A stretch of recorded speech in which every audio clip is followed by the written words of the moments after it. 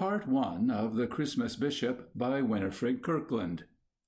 Christmas morning, blue-black, pricked with stars against the bishop's window-panes. Westbury lay asleep beside its curving river, the great old houses with gardens that ran terraced to the bank, the churches, the college, even the new teeming tenements at the bending of the water. All lay asleep in the Christmas dawning. The bishop alone was awake, and against the darkness before his eyes pictures raced. He had been a poet once, so long ago that when sometimes they sang his hymns in church, he had forgotten they were his. But he still kept the poet's trick of thinking in pictures during those strangely alert moments between sleep and full awakening. The pictures fell into the march of a poem. It was a storied city built upon two hills cleft by a valley. On the twin crest towered great palaces and a temple. Where the hills sank toward the north, there were terraced streets and narrow climbing byways. There were markets and booths and all the signs of multitudinous life. But throughout all the place one heard no sound, saw nothing that moved. Yet one knew that the whole city throbbed with the pulse beats of innumerable homes. A gray pall hung low, as if the abrupt oriental dawn had been arrested. The gray dimmed the marble of the palaces and dulled the temple's gold. In the silent gloom one waited. One did not know whence he had come, the child who was suddenly there, in the streets of that city, without stars, a sacred city once. But wherever he knocked upon the portal, quickly all within woke to life, and became a teeming, bustling household. Again, when he withdrew, all was once more silence and darkness. He was a tiny child, barefoot and pale, some little lost waif from the mountains, who had come seeking his kinsfolk among the homes. So fast he pattered over the pavement that his pale hair and his white tunic streamed upon the wind. His little yearning hands stretched out showed fair as a baby's in that wintry twilight. Ever and again he knocked and entered, and always entering, his face flamed with hope, and always coming forth he was sobbing, for he found no welcome. On and on he went, while each black street along which he hurried was stabbed ever and again by the opening and shutting of a ruddy door. In the silence one heard it plain, the heavy sound of a door that closed because it did not know him. At length he had passed the city portals, and was mounting the hill slope that is Golgotha, a form all pale upon the dark-blown hair and robe and pattering feet. There the child turned, for it seemed he was the little prince of that city, and all the folk his kin. Rising a tiptoe, he stretched out his hands, crosswise, to them in love, and suddenly the sun, withheld, leaped kingly above the hills beyond Jordan, and the silent air was full of wings and of voices, the chant of the Christmas angels singing home the homeless one, and in that flood of light and song all that city knew the child they had lost their own forever. Slowly, before the bishop's eyes, that gold radiance dimmed into the bleak gray twilight that was stealing over his room. Sharp as life shall strike at visions came a sound from below that struck the dreamy smile from his lips, leaving a twitching pain. Certain sounds had that power of intolerable renewal. A homely enough sound, merely the thud of a lid dropped upon a flour bin, but it seemed now to be a flour bin in a doll-house pantry in their first rectory, his and Annie's. He would seek her there before going out to his parish calls. She would be standing with her back to him, hands deep in dough, and would turn to him her cheek, olive that always went rose beneath his kiss. He could still hear the catch of her breath as she whispered good-bye, for Annie, deeply joyous, had yet always treated joy a little apprehensively, as if knowing it would not last so very long. Looking back over many years, the bishop thought how young Annie had been when she died, and Nan had been younger still. Nan, there it was again, that flash of hot pain through his head, followed by a numbing dullness even stranger to bear.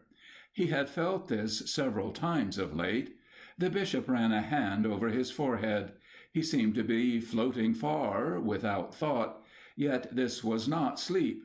Slowly, slowly, he drew back, but his thoughts were heavy, not clear.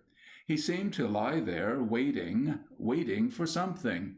Surely thus he had always waited on Christmas morning. He listened. It would come in a moment. There, a scurrying along the hall, the clatter of the door-handle, a rush, a jump, curls, lips, bubbling chuckles, little cold toes to be warmed in his hand. Hear the shouts and the singing of her. Feel the pummeling of her little hands. Christmas, Christmas, Christmas! Shrilling straight up to the angels. Was she not a Christmas joy, turned mad, his little girl? He was full awake now. His lips formed a word. We are very weary of old pain repeated when we whisper out to God like that.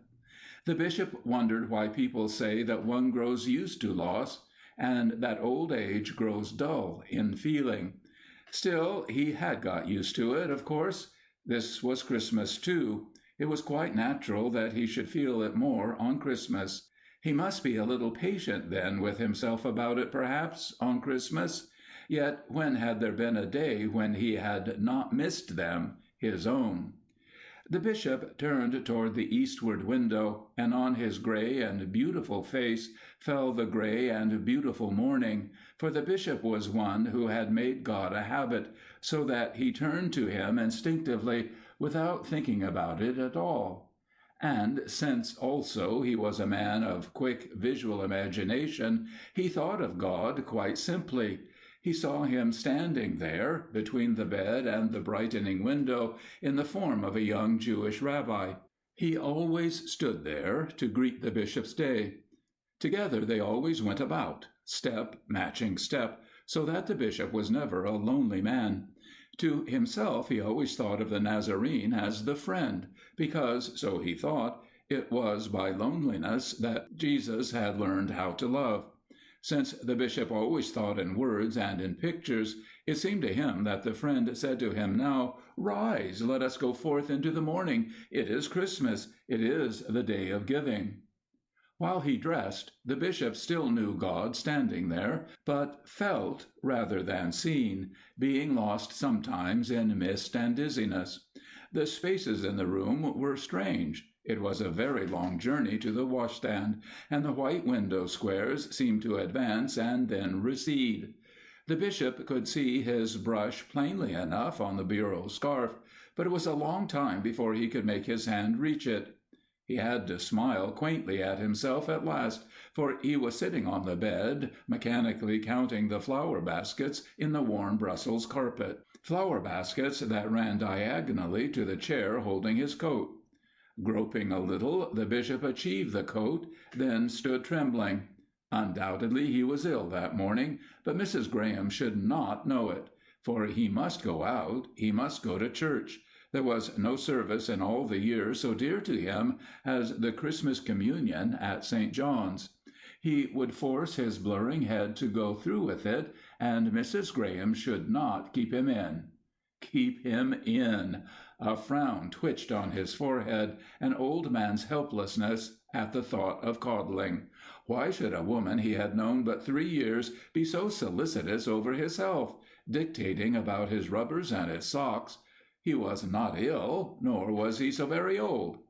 At that his brow cleared in a sunny flash of amusement, for of course he was very old, 81, and besides Mrs. Graham was very good to him. Still, today she must not keep him at home, for to stand once more within the rail, offering the chalice to his people, had become a deep and blind desire, overmastering all sense of weakness. Besides, there were other matters, and grave ones, to be seen to today. Somehow, he looked toward the eastward window, The strength would come for the day, as it always came. Slowly, while he stood looking out into the morning grown rosy now with the coming sun, his head cleared more and more as he thought about his Westbury as it brightened beneath the Christmas sunrise. Few towns, the bishop thought, had changed so little in 60 years. He looked out on the same Westbury he had first seen when he had come to St. John's College as a boy. Stately old River Street, with its twin rows of elms, still curved to the curve of the river. Each quiet old house had, in the rear, a terraced wintry garden sloping to the wide and sparkling water. The bishop knew each of these houses, even as far as Lucy Hollister's, which was beyond his sight. Lucy still kept the house of her girlhood, where the bishop had first known Lucy and her cousin Annie. Far beyond Lucy's house, River Street changed to towering tenements and grimed factories, the place of the strangers, where the bishop often walked, but wistful and puzzled, for it was this part of Westbury alone that had changed since his boyhood, although even then it had been the place of work-people for whom St. John's Southside Mission had been founded. The bishop stood thinking of the mission. Well in sight, breaking the row of houses set among their wintry trees, sprang the spire of St. John's, and beyond its rectory lay the brown cube-like buildings of the college above the sweeping river, a small college of mighty men. It was there that the bishop and his roommate, Barty Judd, had learned to dream dreams. It was the glory of Westbury, the kindly old city, remote, unworldly, that it had set so many young men dreaming. The bishop smiled to think how proudly Westbury still pointed to its 7 bishops, for the spirit of Westbury had not changed in all the 60 years since the founding of the mission. Westbury had given the bishop, he thought, the most beautiful thing in his life. It was this that brought the light to his face as he thought of the gift he wished to give Westbury in return. Today, if he could. At that "if," his eyes deepened with a sharp and subtle change, then cleared as the passing thought of the day before him yielded to memories, and he saw the afternoon of the laying of the mission cornerstone. As they had walked home together, the bishop, after long silence, had broken into boyish fire of words, seeing all his life before him. Lucy had listened and answered, but Annie had been silent. Dreamer as the boy had been, he had never dreamed of coming back one day, long afterwards, and living to be an old man in the bishop's house in Westbury. The sun was climbing to a golden blaze now, filling with hope the day before the bishop. He was always a good deal of a child in his Christmas feeling. There was work before him on this Christmas day, in his own house and out of it. Quite simply, he closed his eyes a moment, with bowed head, thinking of the Westbury he loved, and of 3 within it whom he should see that day. The bishop's tall figure swayed a little as he grasped the stair-rail, and for an instant his gaze was vague upon the dusky hall, upon the gloomy wall-paper, the threadbare carpet. It was a gray and worn old house in which the bishop's soul was harbored.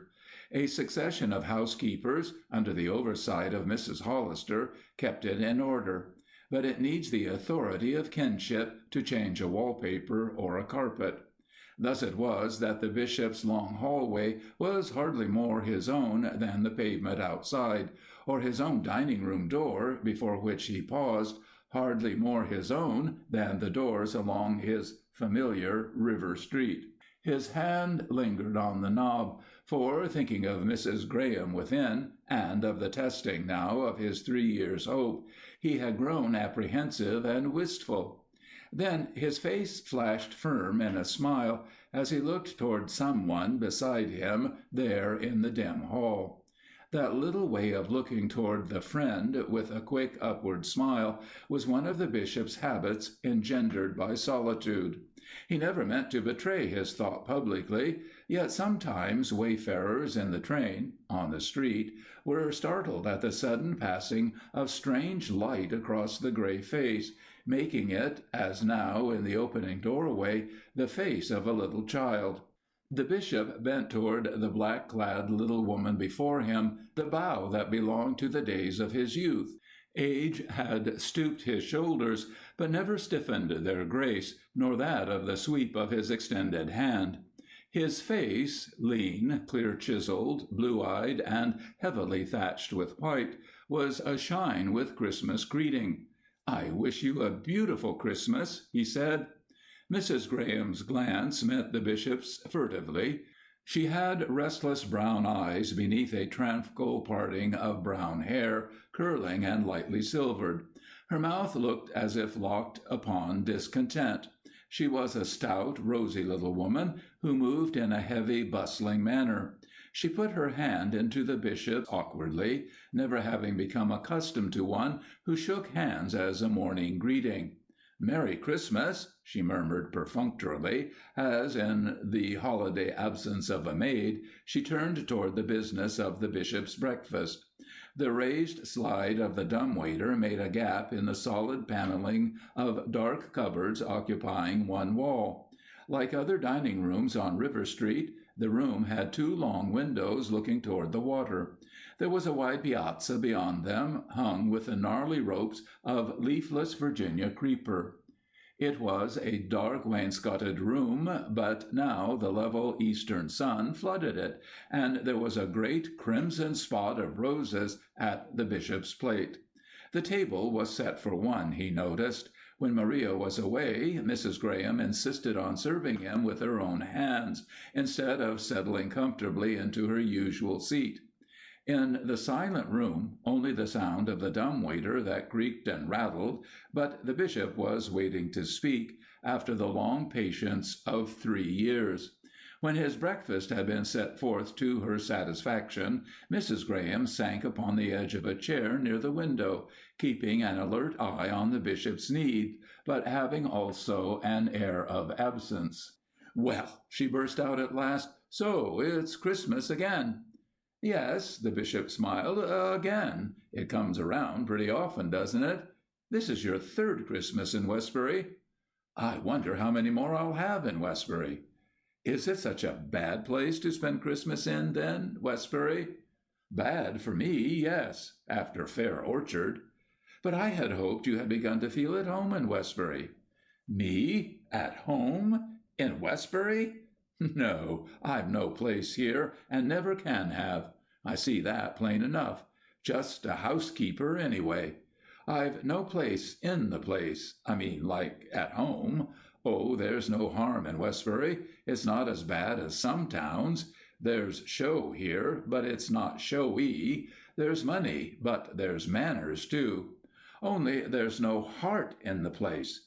How could there be with Dr. Newbold running the church and Mrs. Hollister running society? They both have hearts, I am sure, Mrs. Graham. Maybe. Not for plain people or poor people, though. Maybe for you, although Dr. Newbold— She broke off sharply, teeth on lip, while her eyes, too full and bright with meaning, changed before the bishop's gaze, and she altered her unspoken sentence, concluding, "Dr. Newbold suits the place all right. He don't suit me, that's all. It's kind of spoiled church for me, going to St. John's, and church in Fair Orchard was such a lot to me. It's queer when you always hear about Westbury being such a strong church place that it should have spoiled church for me. It's all right when you preach, of course, Bishop, but it's something else I'm talking about. It was different at home. Oh," her rosy face darkened savagely, "sometimes it seems as if my church was just another of the things she's taken from me, along with my home and my boy." The bishop closed his eyes an instant, seeking counsel. "It's Christmas that upsets me so. Christmas that brings it all back on me so. And then today she sent, Florence herself, she sent the baby's picture on a postcard. It's signed from Florence. You'd think after all that's happened she'd have let Dan send it. The first word I've had from either of them for 3 years." She rose and filled the coffee cup abruptly. Well, she jerked the words out, Christmas and other days I've got to grin and bear it, being turned out by my son's wife. But it's been worse since there was a baby. It's the baby's first Christmas, mused the bishop. Yes, he's 7 months and 16 days old. The bishop smiled up at her. May I see him? Where is the picture? She laid it before him. The bishop adjusted his glasses, then removed them to look from the picture to a keen scrutiny of the grandmother's face. Yes, she answered his look. You see it then? The baby looks like us, like Dan and me. And I can see Dan's father in him, too. There's not a hair of him that looks like the Reynoldses. That lot. The bishop was examining the photograph minutely. Mrs. Graham looked over his shoulder, but at his next word she moved away again. That's his mother's hand holding him, isn't it? That shadow under his arm. Oh, yes, his mother's hand. He looks like us, but he don't belong to us. He's hers. The bishop glanced up. And I suppose he's also the other grandmother's? No, Florence has no mother. I'm all the grandmother that baby's got. I think you never told me that before. He paused thoughtfully, then looked over to her, standing by the window. He said, feeling slowly for words, So the baby's mother, that girl out at Fair Orchard, has had no mother to go with her on that way. A woman goes to bring home a little child. The bishop's voice was soft with the awe of many years ago. The grandmother flushed, muttering, She would have not wanted me. She had Dan. The bishop's eyelids had fallen, quivering over his eyes. He was far away.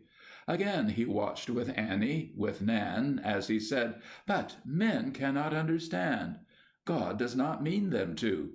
Such things are a secret between God and women, like the coming of Mary's little child. Each mother needs a mother then. It was not till then that I understood how much my Nan had lost when she lost her mother. It did not live then at all, your daughter's child? Whispered Mrs. Graham. The bishop shook his head, not speaking, thinking of the little waxen loveliness they had laid to sleep with Nan in the hollow of her arm. His lips showed their spare, palsied trembling, murmuring, Both together, Nan and the little one. She had been so well, I was not prepared. The eyelids of his quiet gray face trembled, then opened on the blue eyes as he said, Of course, we know they do not die. They are alive somewhere where the dreams come true that we dream for our children. He smiled into her eyes. For we are great old dreamers, aren't we grandparents? He raised his hand from the armchair as if it would have pleaded, But I think each mother needs the grandmother to help her dream. I think she is wanting you now, that Florence out there. She faced sharp about. Florence, want me? She looked at him in grim pity at his simplicity. No, Bishop, Florence don't want me, no more than I want her. We're misfits, Florence and me. Worse luck for Dan, and for me, and for the baby, too, now. The blue eyes a twinkle, and worse luck for Florence, too, he persisted. She sent you the picture. Wasn't it perhaps to say that she wants to show you the baby himself? It's like you to think that, Bishop, but it's not like Florence to mean that. I understand Florence. I can still see her face plain that last morning. You have not seen her face since there was a baby. Perhaps she understands you, too, now. Perhaps she understands now what it costs to give up an only child to anyone. That's it, of course. That's what finished me up, her getting Dan the way she has. I guess I seem pretty mean to you, but Dan was all I had. Oh, I think I understand, the bishop said quietly. Arrested by his tone, she turned. Was he good, your daughter's husband? Did you get on with him? No one is good enough for an only child. Yes, he was good. He has been remarried for a long time, you know. He spoke with long pauses, remembering. Yes, I got on with him. I should have lost my daughter if I hadn't. We had one happy year together. Getting on is hard, but not getting on is harder. She did not speak, turned from him again toward the window, intent, musing. "Isn't it," he pleaded, "harder?" "You didn't have to," she spoke chokily, "get on with Florence. Maybe you could, though, you, Bishop, but I couldn't. You couldn't maybe understand how I can't forgive her for all that she's taken from me. A man couldn't maybe understand, even you. It's the mother working in me. They used to laugh at me over home and say I mothered all the village. Yet now I can't get at Dan, nor at the baby. I haven't anyone to mother, and it seems as if it makes me sort of—" she struck away a tear with an awkward gesture—"sort of smothery." His eyes bent on her in sharp intentness. "There is someone for you to mother," he said. "Who?" "Florence." "Florence?" her voice hissed. "Yes." Her trembling lips turned hard. "I guess I'd have to forgive her first." "Couldn't you?" he questioned, while the blue eyes grew softly ashine. "Couldn't you today? Couldn't you, for instance, go out to them to spend Christmas today?" His plan, long suppressed, came hurrying forth. "It's so near and so easy, only 30 miles to that baby. The train leaves at 10. You have time. There's another train back at 7 too. And you needn't mind about me. I shall be out all day. First a visit I must make, then the service, and afterward I dine with Mrs. Hollister. You are quite free, you see, to go." "I'm free enough, yes," she admitted, "but I haven't the will to go, that's all." "To the baby?" "To Florence. It would mean making up with Florence." Lips and eyes showed a quick, pleading smile as he said, "Isn't that perhaps what Christmas and babies are for making up?" She was silent. Her breast in its tightly hooked black rose and fell. "But people," she broke forth at length, "everybody knowing, the village knows I was turned out, and that there's not been a word between us for 3 years. I can't go crawling back now, just because there's a baby come. Everybody looking on, everybody knowing." "It isn't everybody's baby. It's yours and hers." Then gravely, "I was not thinking of other people. I was just thinking how much she needs her mother, that girl." "Florence?" she said, and there were many thoughts in her tone, slow, incredulous. The bishop's eyes grew remote and bright, seeing Florence. He spoke a little dreamily. "She needs you now, and she knows she needs you. She may have been hard once, being young and without a mother. She may have been cruel. It is different now. She does not feel so secure now. They are so afraid for their babies, don't you remember? Always, those little new mothers. There are so many dangers lying in wait for the little men before they've got their armor on. There must be advice to give and care to give. Oh, Florence knows how much he needs his grandmother. Go and see. Can't you? Couldn't you? I'm in such a hurry to have you go." "If I could only hold him once. Dan's baby." "Florence's baby, too," he corrected gently. The brief light swept from her face. Her plump, comfortable hands were knotted, and her round face drawn into dignity by pain. Her words were grave and final. "The weight of that baby is only through Florence, so I can never go.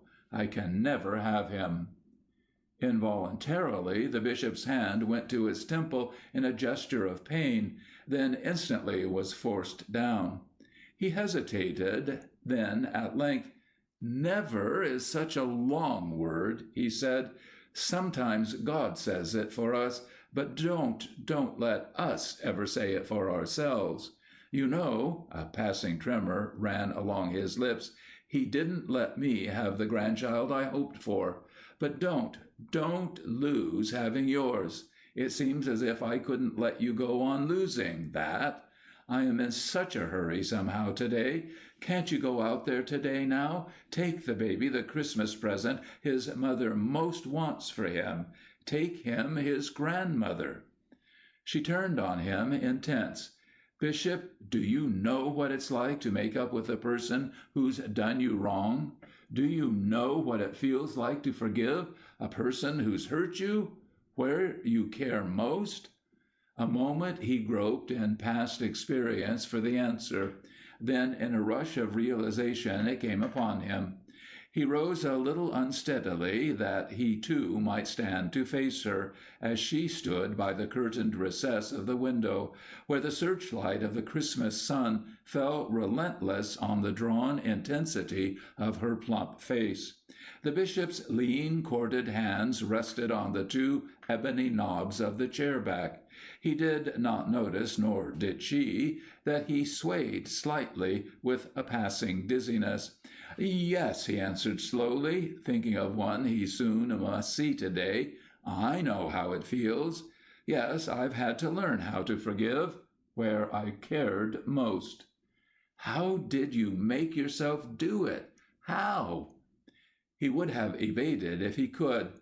"I only know the old way," he said humbly, for the bishop was shy in speaking of some things as one is shy in speaking about any friend in his presence.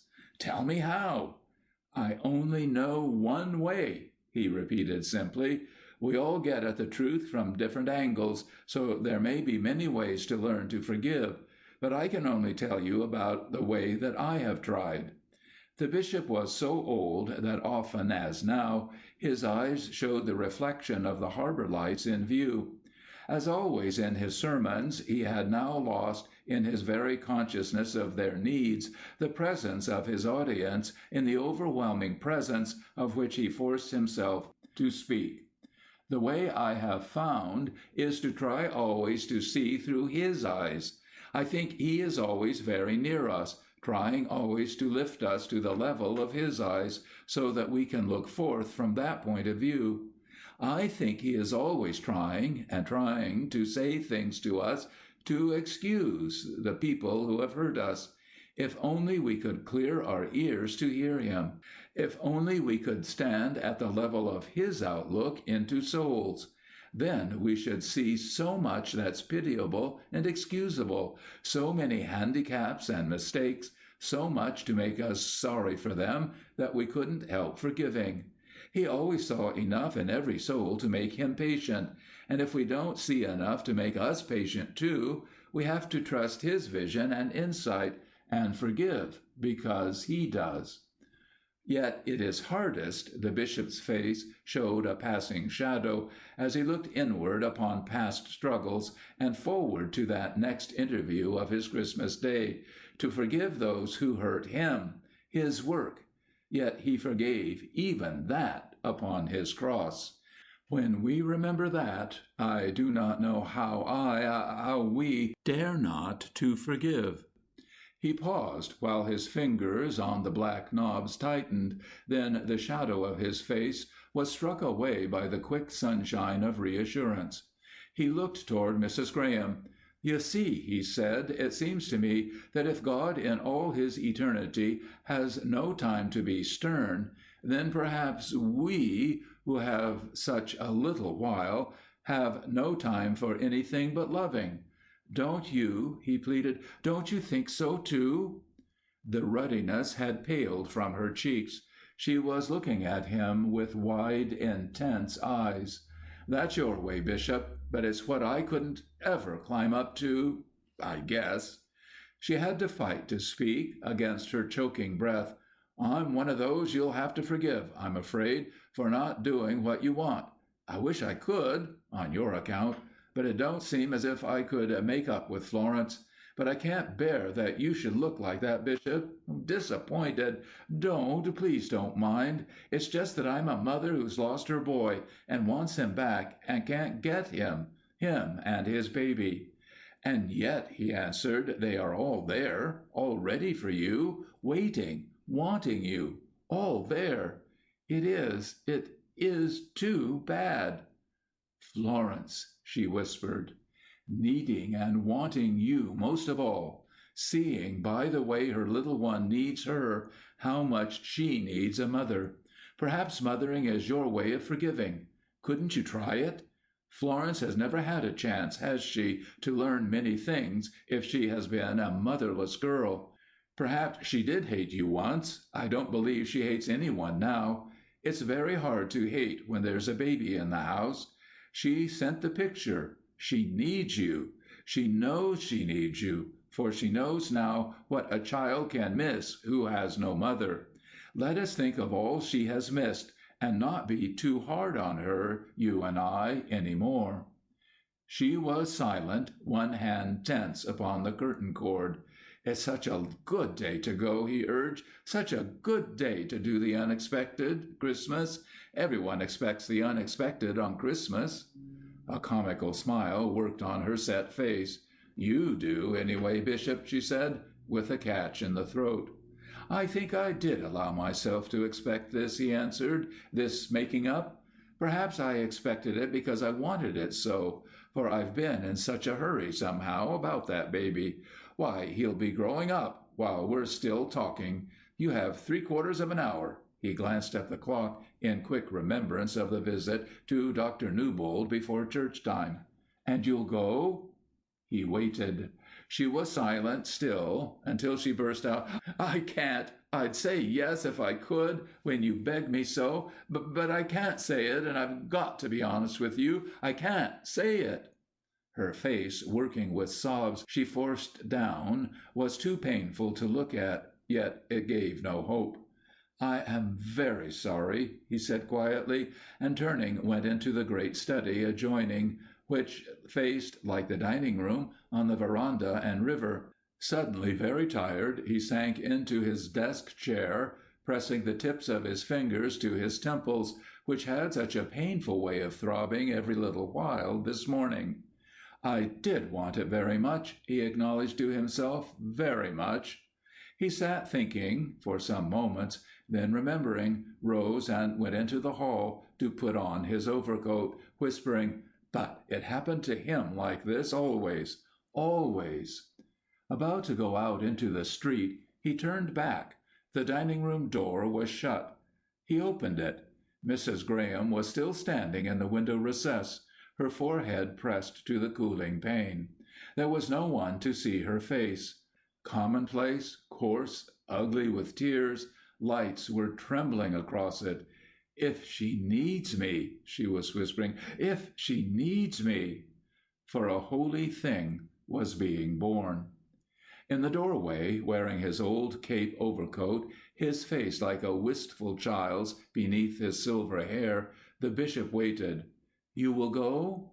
She did not hear, nor know. She did not move until she started at a sound, the heavy closing of the outer door. End of Part 1.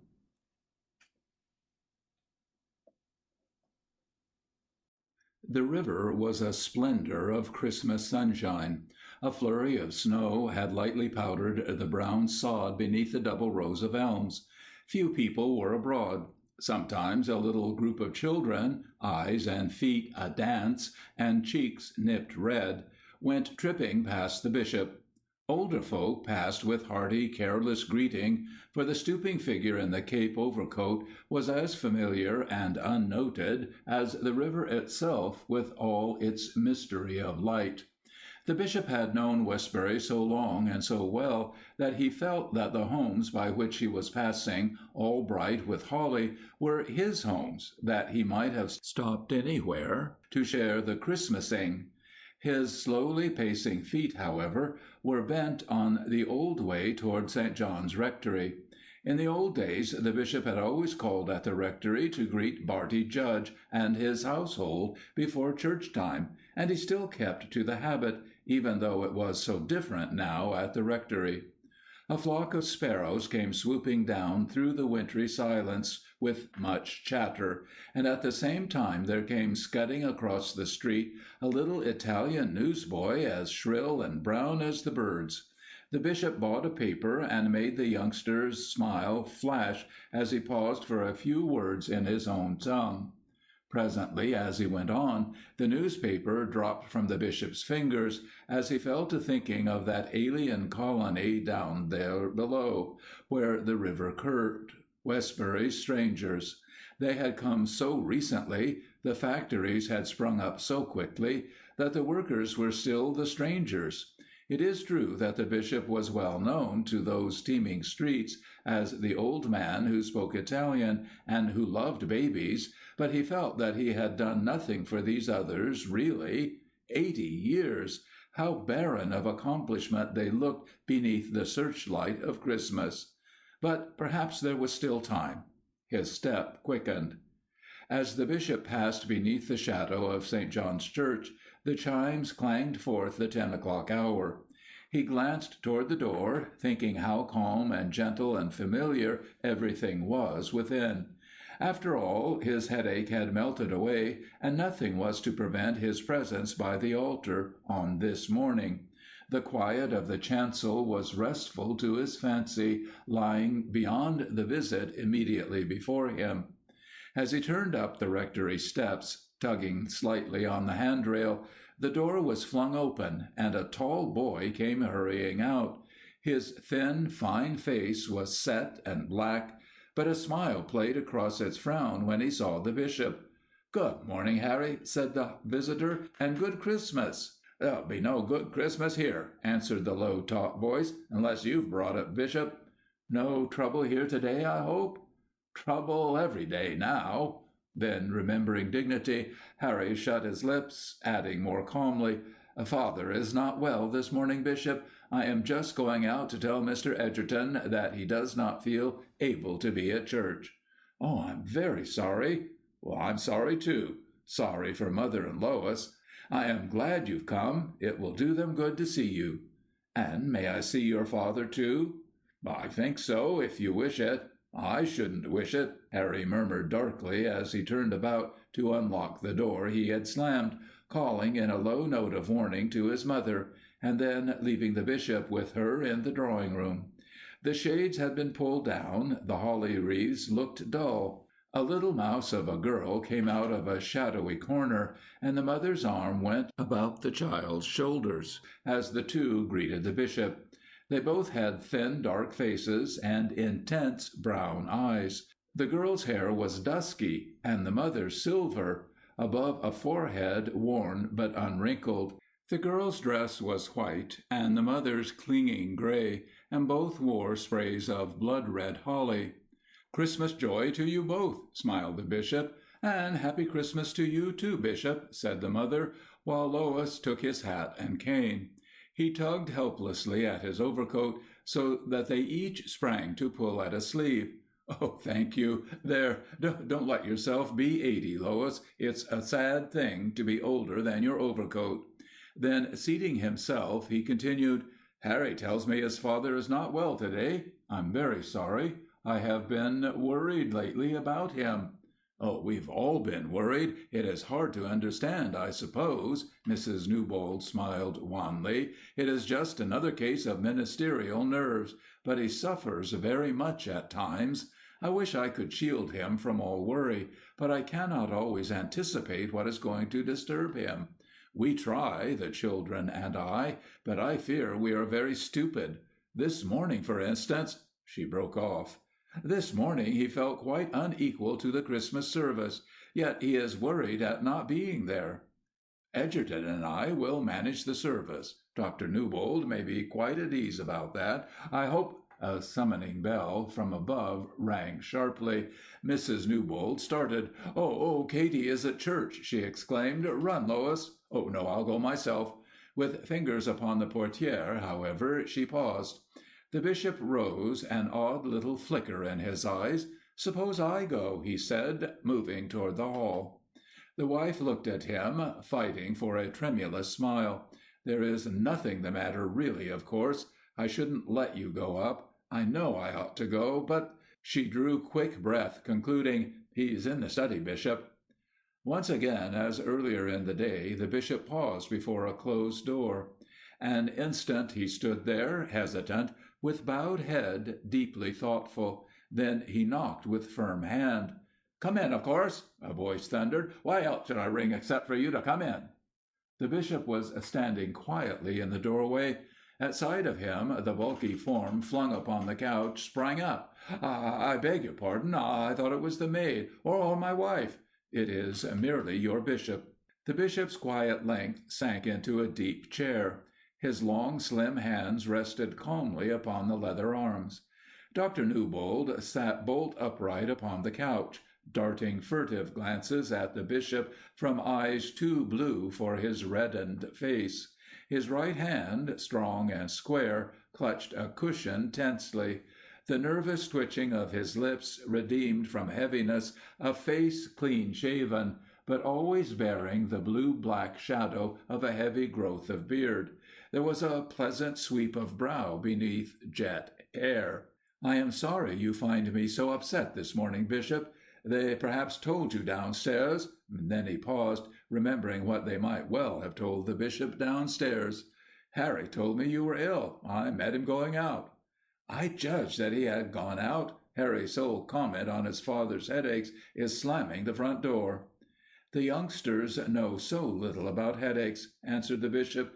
"That is the trouble, then, this morning? Headache?" "The headache is constant, back here, incessant. But this morning the trouble is a case of everything, as the doctor says." "What does the doctor say? We must find some way of setting straight this case of everything." "What they all say: nerves, rest, less work, less worry, fewer diocesan committees, fewer dinner parties. In Westbury, where dining is a cult, and as venerable and as sacred as the church steeple, I might as well toss over one as the other. Suppose I did turn heretic and refuse Mrs. Hollister's invitation for Thursday. Could I preach beneath her withering glances next Sunday? Or suppose I gave up my bridge with my senior warden. The church needs more card-playing clergy, he says quite frankly, and I'm inclined to think, Bishop, that it does. A little more humoring of men of our good warden's type, and perhaps Dr. Judd's experiences would be less often repeated. Doctors and dinners, be what they will," mockery and worry both played about the heavy, flexible lips, "I have the unfortunate close of that vectorate ever before me." "You forget," said the bishop's voice, low and keen. There was a tiny fleck of red upon his cheekbones. Dr. Judd's forced resignation had been a matter of disagreement between the congregation of St. John's and the bishop. There was perhaps no connection between the action of the vestry and the fact that Dr. Newbold, immediately called to the parish, had been for years a friend of the senior warden, and a prominent co-worker with him in diocesan affairs. The wires of diocesan politics sometimes presented a strange network for feet like the bishop's. The bishop was silent a moment, for the rector's hand, lying square upon the cushion, had recalled to him the days when he had sometimes involuntarily closed his eyes against the sight of his young secretary's fingernails. It was an exquisitely kept hand nowadays, yet one that looked unhealthily inactive rather than sleek.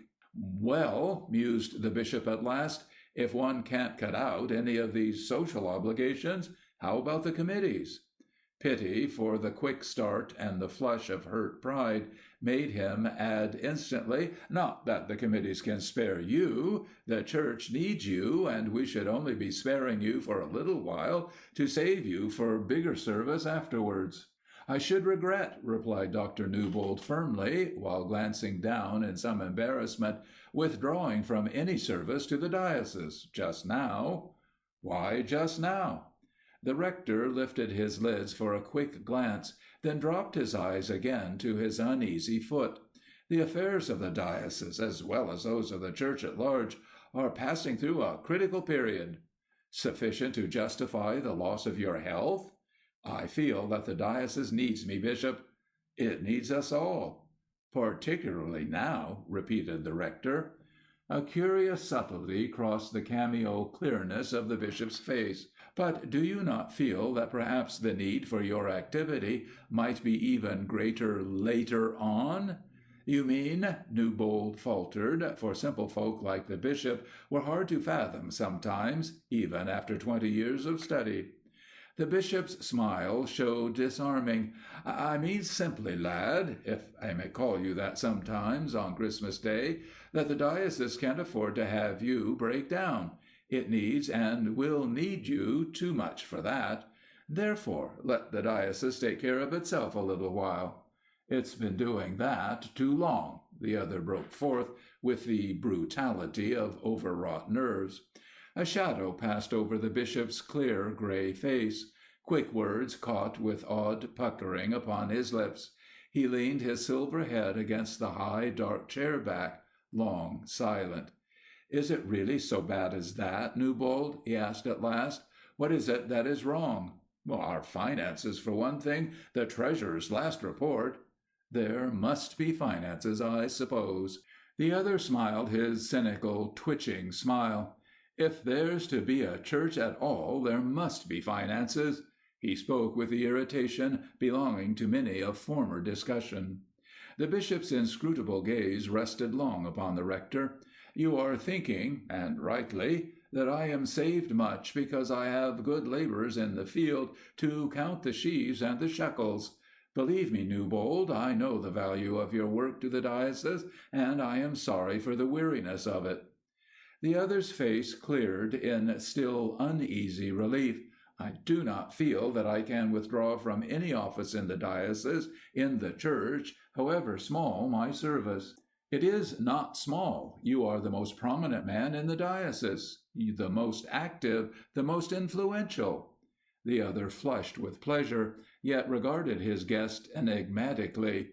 "These are cheering words, Bishop, for a day like this, of discouragement and of pain."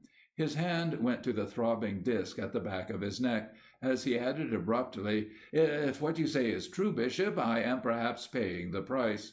"I am afraid," answered the bishop gently, "that you are." "One doesn't expect the strings to snap at 45, Newbold said querulously. "I could have swung a sledge once. I could still. Yet it makes me wonder. I've wondered lately. What is the secret of your vitality, Bishop?" The flicker of a smile on the bishop's lips. "Yet I had thought, Newbold, that you did not think so highly of my vitality, that you thought it an ebbing flood a year or two ago."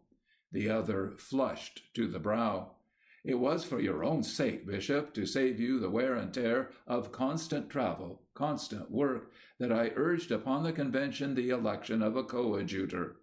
"I wish you had done it not merely for my sake, but for the sake of the diocese and of the church." "It was for that, too," Newbold murmured. "It was at any rate not for my own sake that I refused to have an assistant," the bishop went on. "If I could have trusted the choice of my clergy, it is easy and natural to choose the most popular, the most prominent. A bishop's diocese is dearer than perhaps any one of his clergy can understand. It is my little piece of God's world. It is my Westbury at large. And my ways are the old ways, my assistants might have been the new." He paused a moment, chin in hand, then looked up quickly. "What are the new ways?" he asked, "for I suppose my successor will introduce them." Newbold warmed instantly, moistening his twitching lips. "The ways, first of all, of economical administration. The Church must show itself a good business if we want businessmen to respect it." "Do we?" "Do we not?" Nervous lightnings leaped to Newbold's eyes. "These are not days of sentimental idealism, of faiths that float in air. Today a man wants to see his money's worth in the Church as well as out of it. The Church," he brought a tense fist down upon the cushion, "has become a business proposition." The bishop's face was intent on Newbold, yet inward and remote. Then the blue eyes smiled.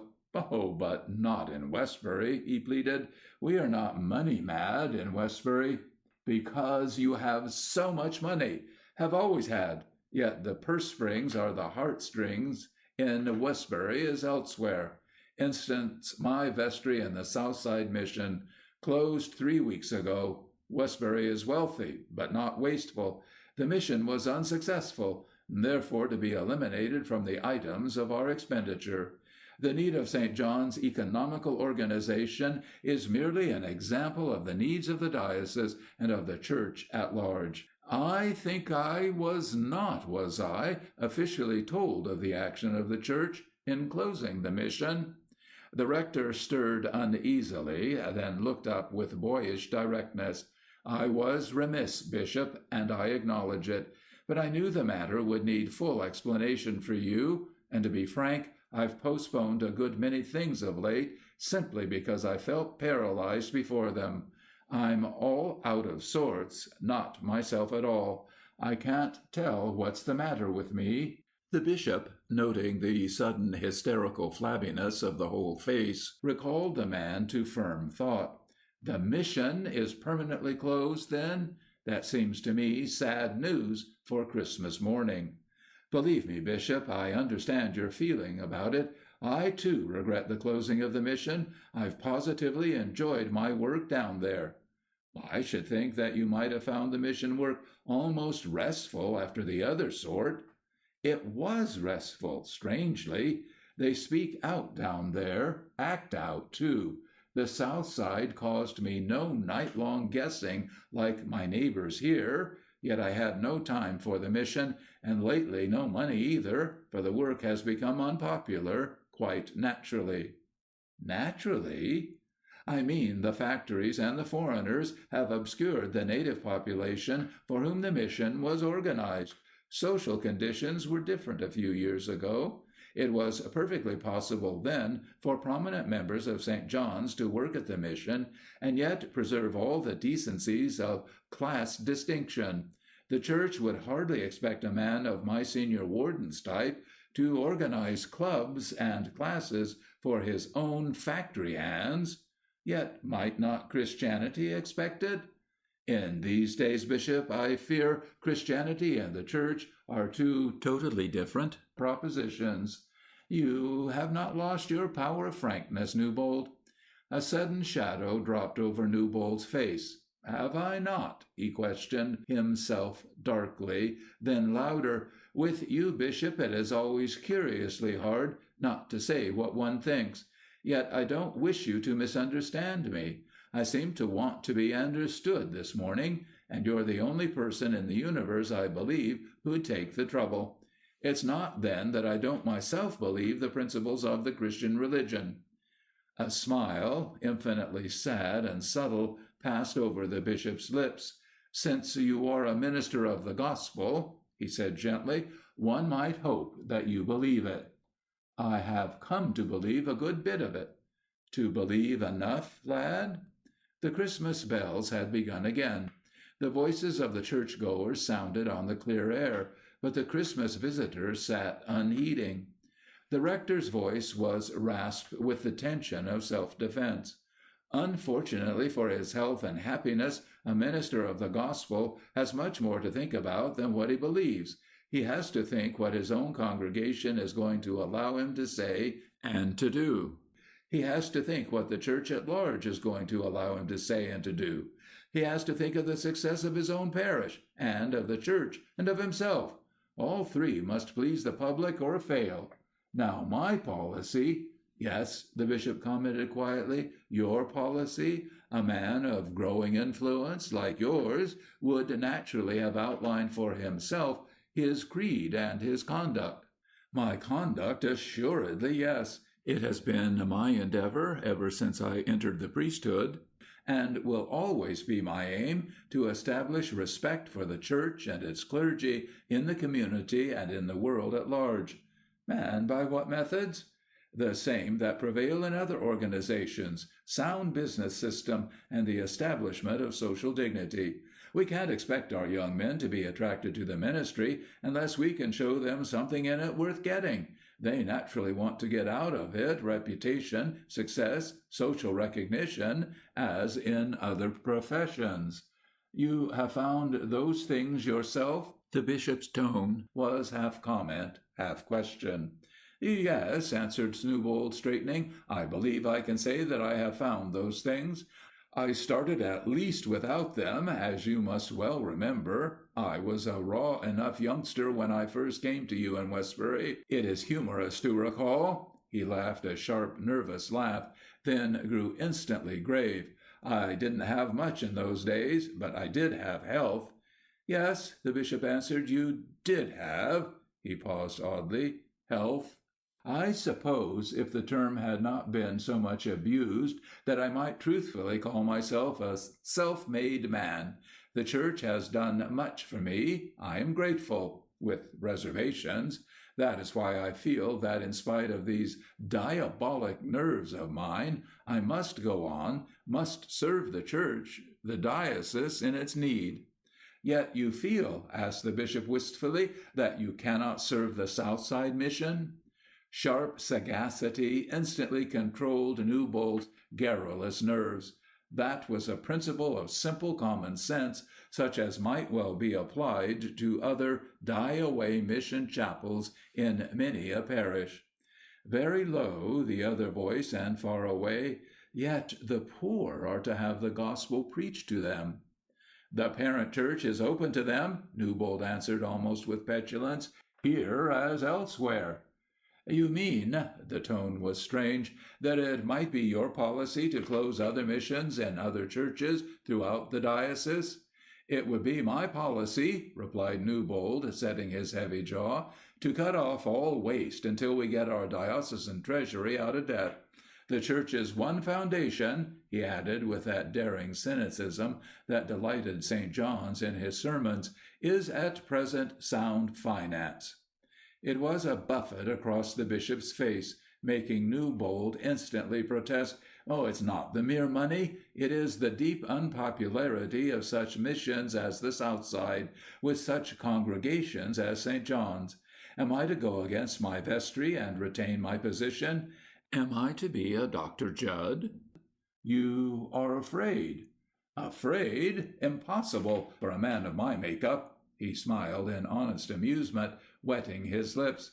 "I merely have the sense not to become voluntarily unpopular. What can a man do in the face of unpopularity? His hands are tied, he is helpless." The room and the man before him sank like a picture curtained from the bishop's sight. With wide, strange eyes he saw another picture. He was unconscious of his words. His hands were tied in the face of unpopularity, yet he preached the gospel to the poor and to the rich, to the poor rich. There was a long, uncomfortable silence, during which the bishop rested his head against the chair-back, waxen eyelids closed.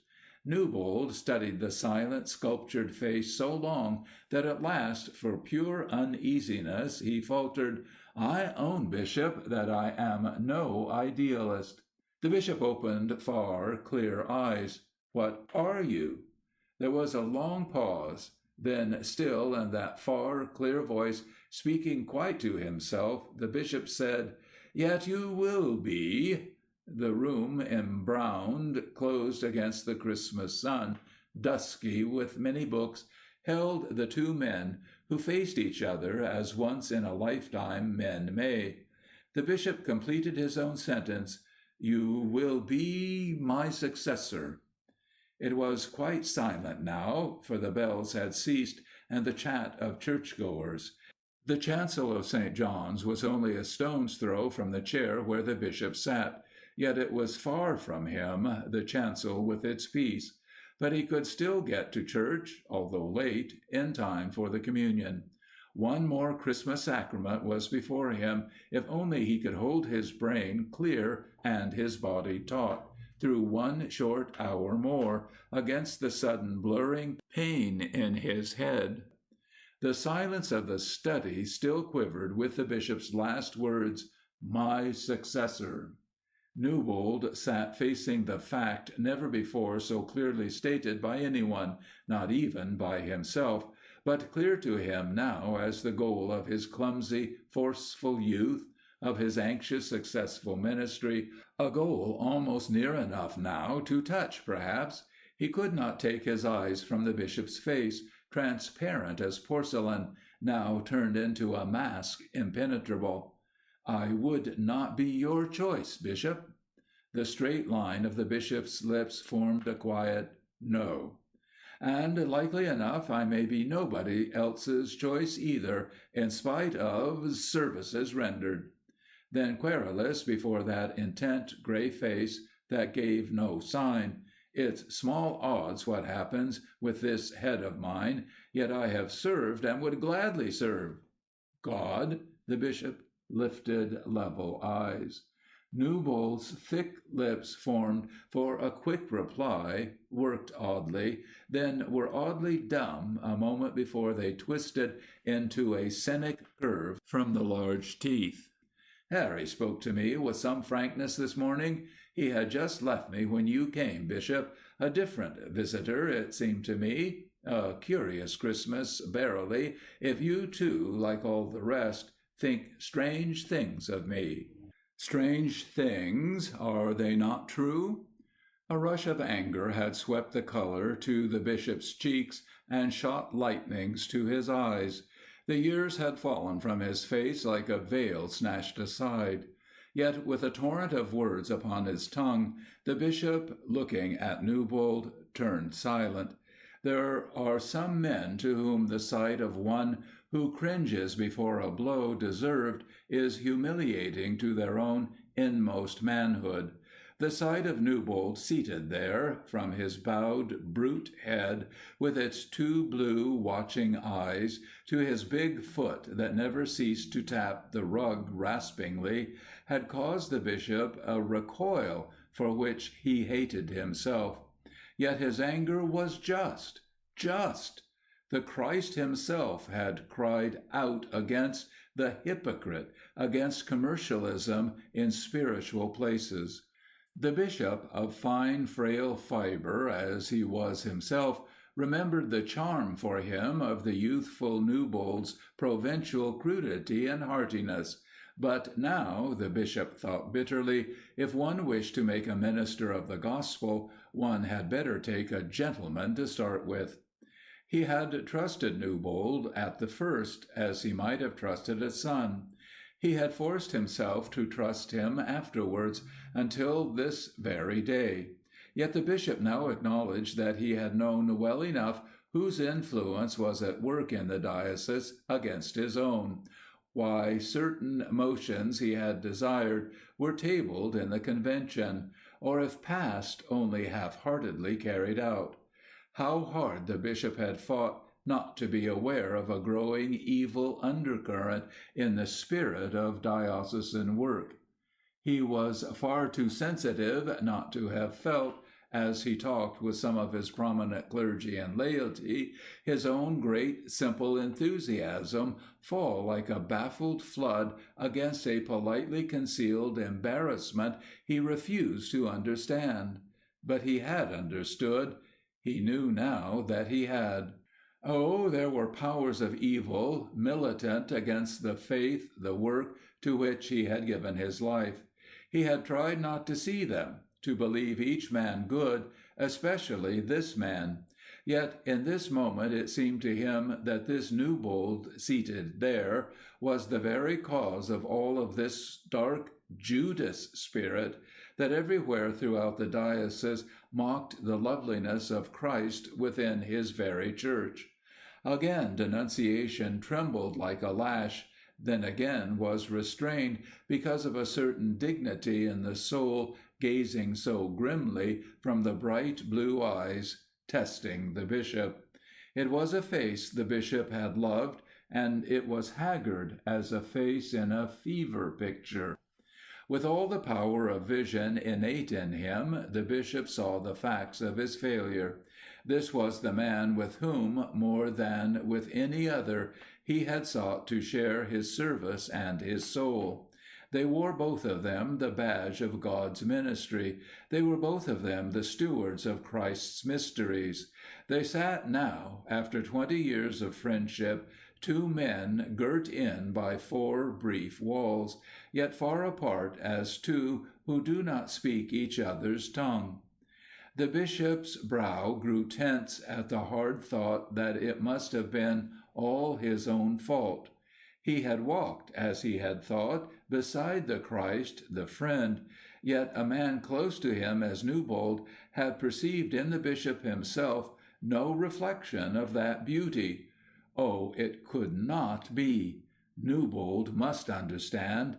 For the very loneliness of it, the bishop's face grew all wistfulness, as if a child, lost on a city street, should lift its face to a stranger, hungry for kinship. But for all his seeking, the bishop could not find the lad Newbold in the face before him, grown steel tense with scrutiny. There was worse than this, too, as the bishop looked clear-eyed on his failure. He must one day leave to this man his Westbury, if not, as chance and choice might direct, his diocese. It had been the bishop's comfort to believe, sensitive as he had been to the great currents of unrest and indifference in the world at large, that Westbury had remained exquisitely old-fashioned. Yet it was by the will of the congregation of St. John's that the Southside mission had been closed, the mission the bishop had seen their fathers found, with free outpouring of themselves and their purses. Had the Westbury of today grown Judas jealous of squandering both self and money? The bishop must one day go forth from Westbury, leaving it, nothing, and whose could be the fault but his own? And his failure with Newbold, his failure with Westbury, they were but typical of the failure of his work at large. Of all the gifts of mystery that God gives to man, surely the greatest is the mystery of failure. Wisdom inscrutable that commands work, yet enjoins failure. Mystery of mysteries, that a burning love for that love incarnate born at Bethlehem could not break through the flesh to solace a world athirst. The bishop had loved, yet he had failed to serve. He did not even know how to give peace, as from a chalice, to this harried soul before him. The worn gray face, intent, gave small clue to the thoughts within. Always Newbold watched, waiting for a word. Which way would it swing, that word? His soul also was poised, waiting. The bishop bowed his head upon his hand. He had never felt so utterly alone. Involuntarily, from sheer force of habit belonging to all his moments of unbearable solitude, the bishop's thought turned to the friend. He had always understood. Would he understand now, despair at failure to God's trust? Suddenly the bishop's eyes opened wide and strange. He saw a storm-scourged hill, a mob. Understand failure? What man had ever loved like the Nazarene? What man had ever failed in such transcendent loneliness? The room fell quiet as a sanctuary. Awed with understanding, the bishop closed his eyes to be alone. His thought said, "All other things he has shared with me. He shares also this." Quiet, long quiet, that at last grew a throb with pulses, so many the mountains of transfiguration, and at the bottom always the tumult and the faithlessness. The mental habit of many years steadied the bishop as he drew slowly back to the actual. When some sorrow of his own grew too poignant to be borne, he always forced himself to go forth to the person nearest at hand, compelling his mind to the other's affairs. Such effort, although at first it might be so perfunctory that he was ashamed, ended in full sincerity. Too tired to speak now, he smiled over to Newbold his old sunny smile, meaning that all was well between them. End of Part 2.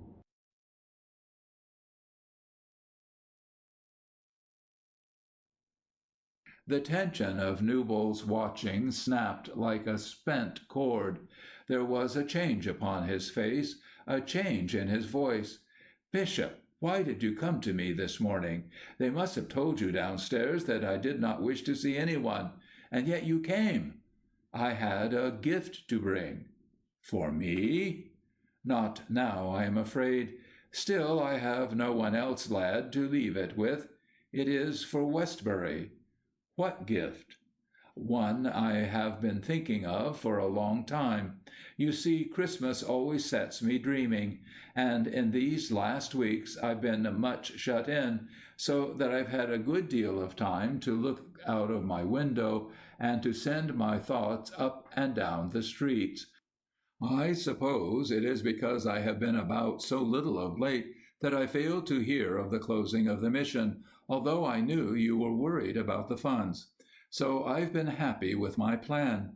You've listened to my dreams before.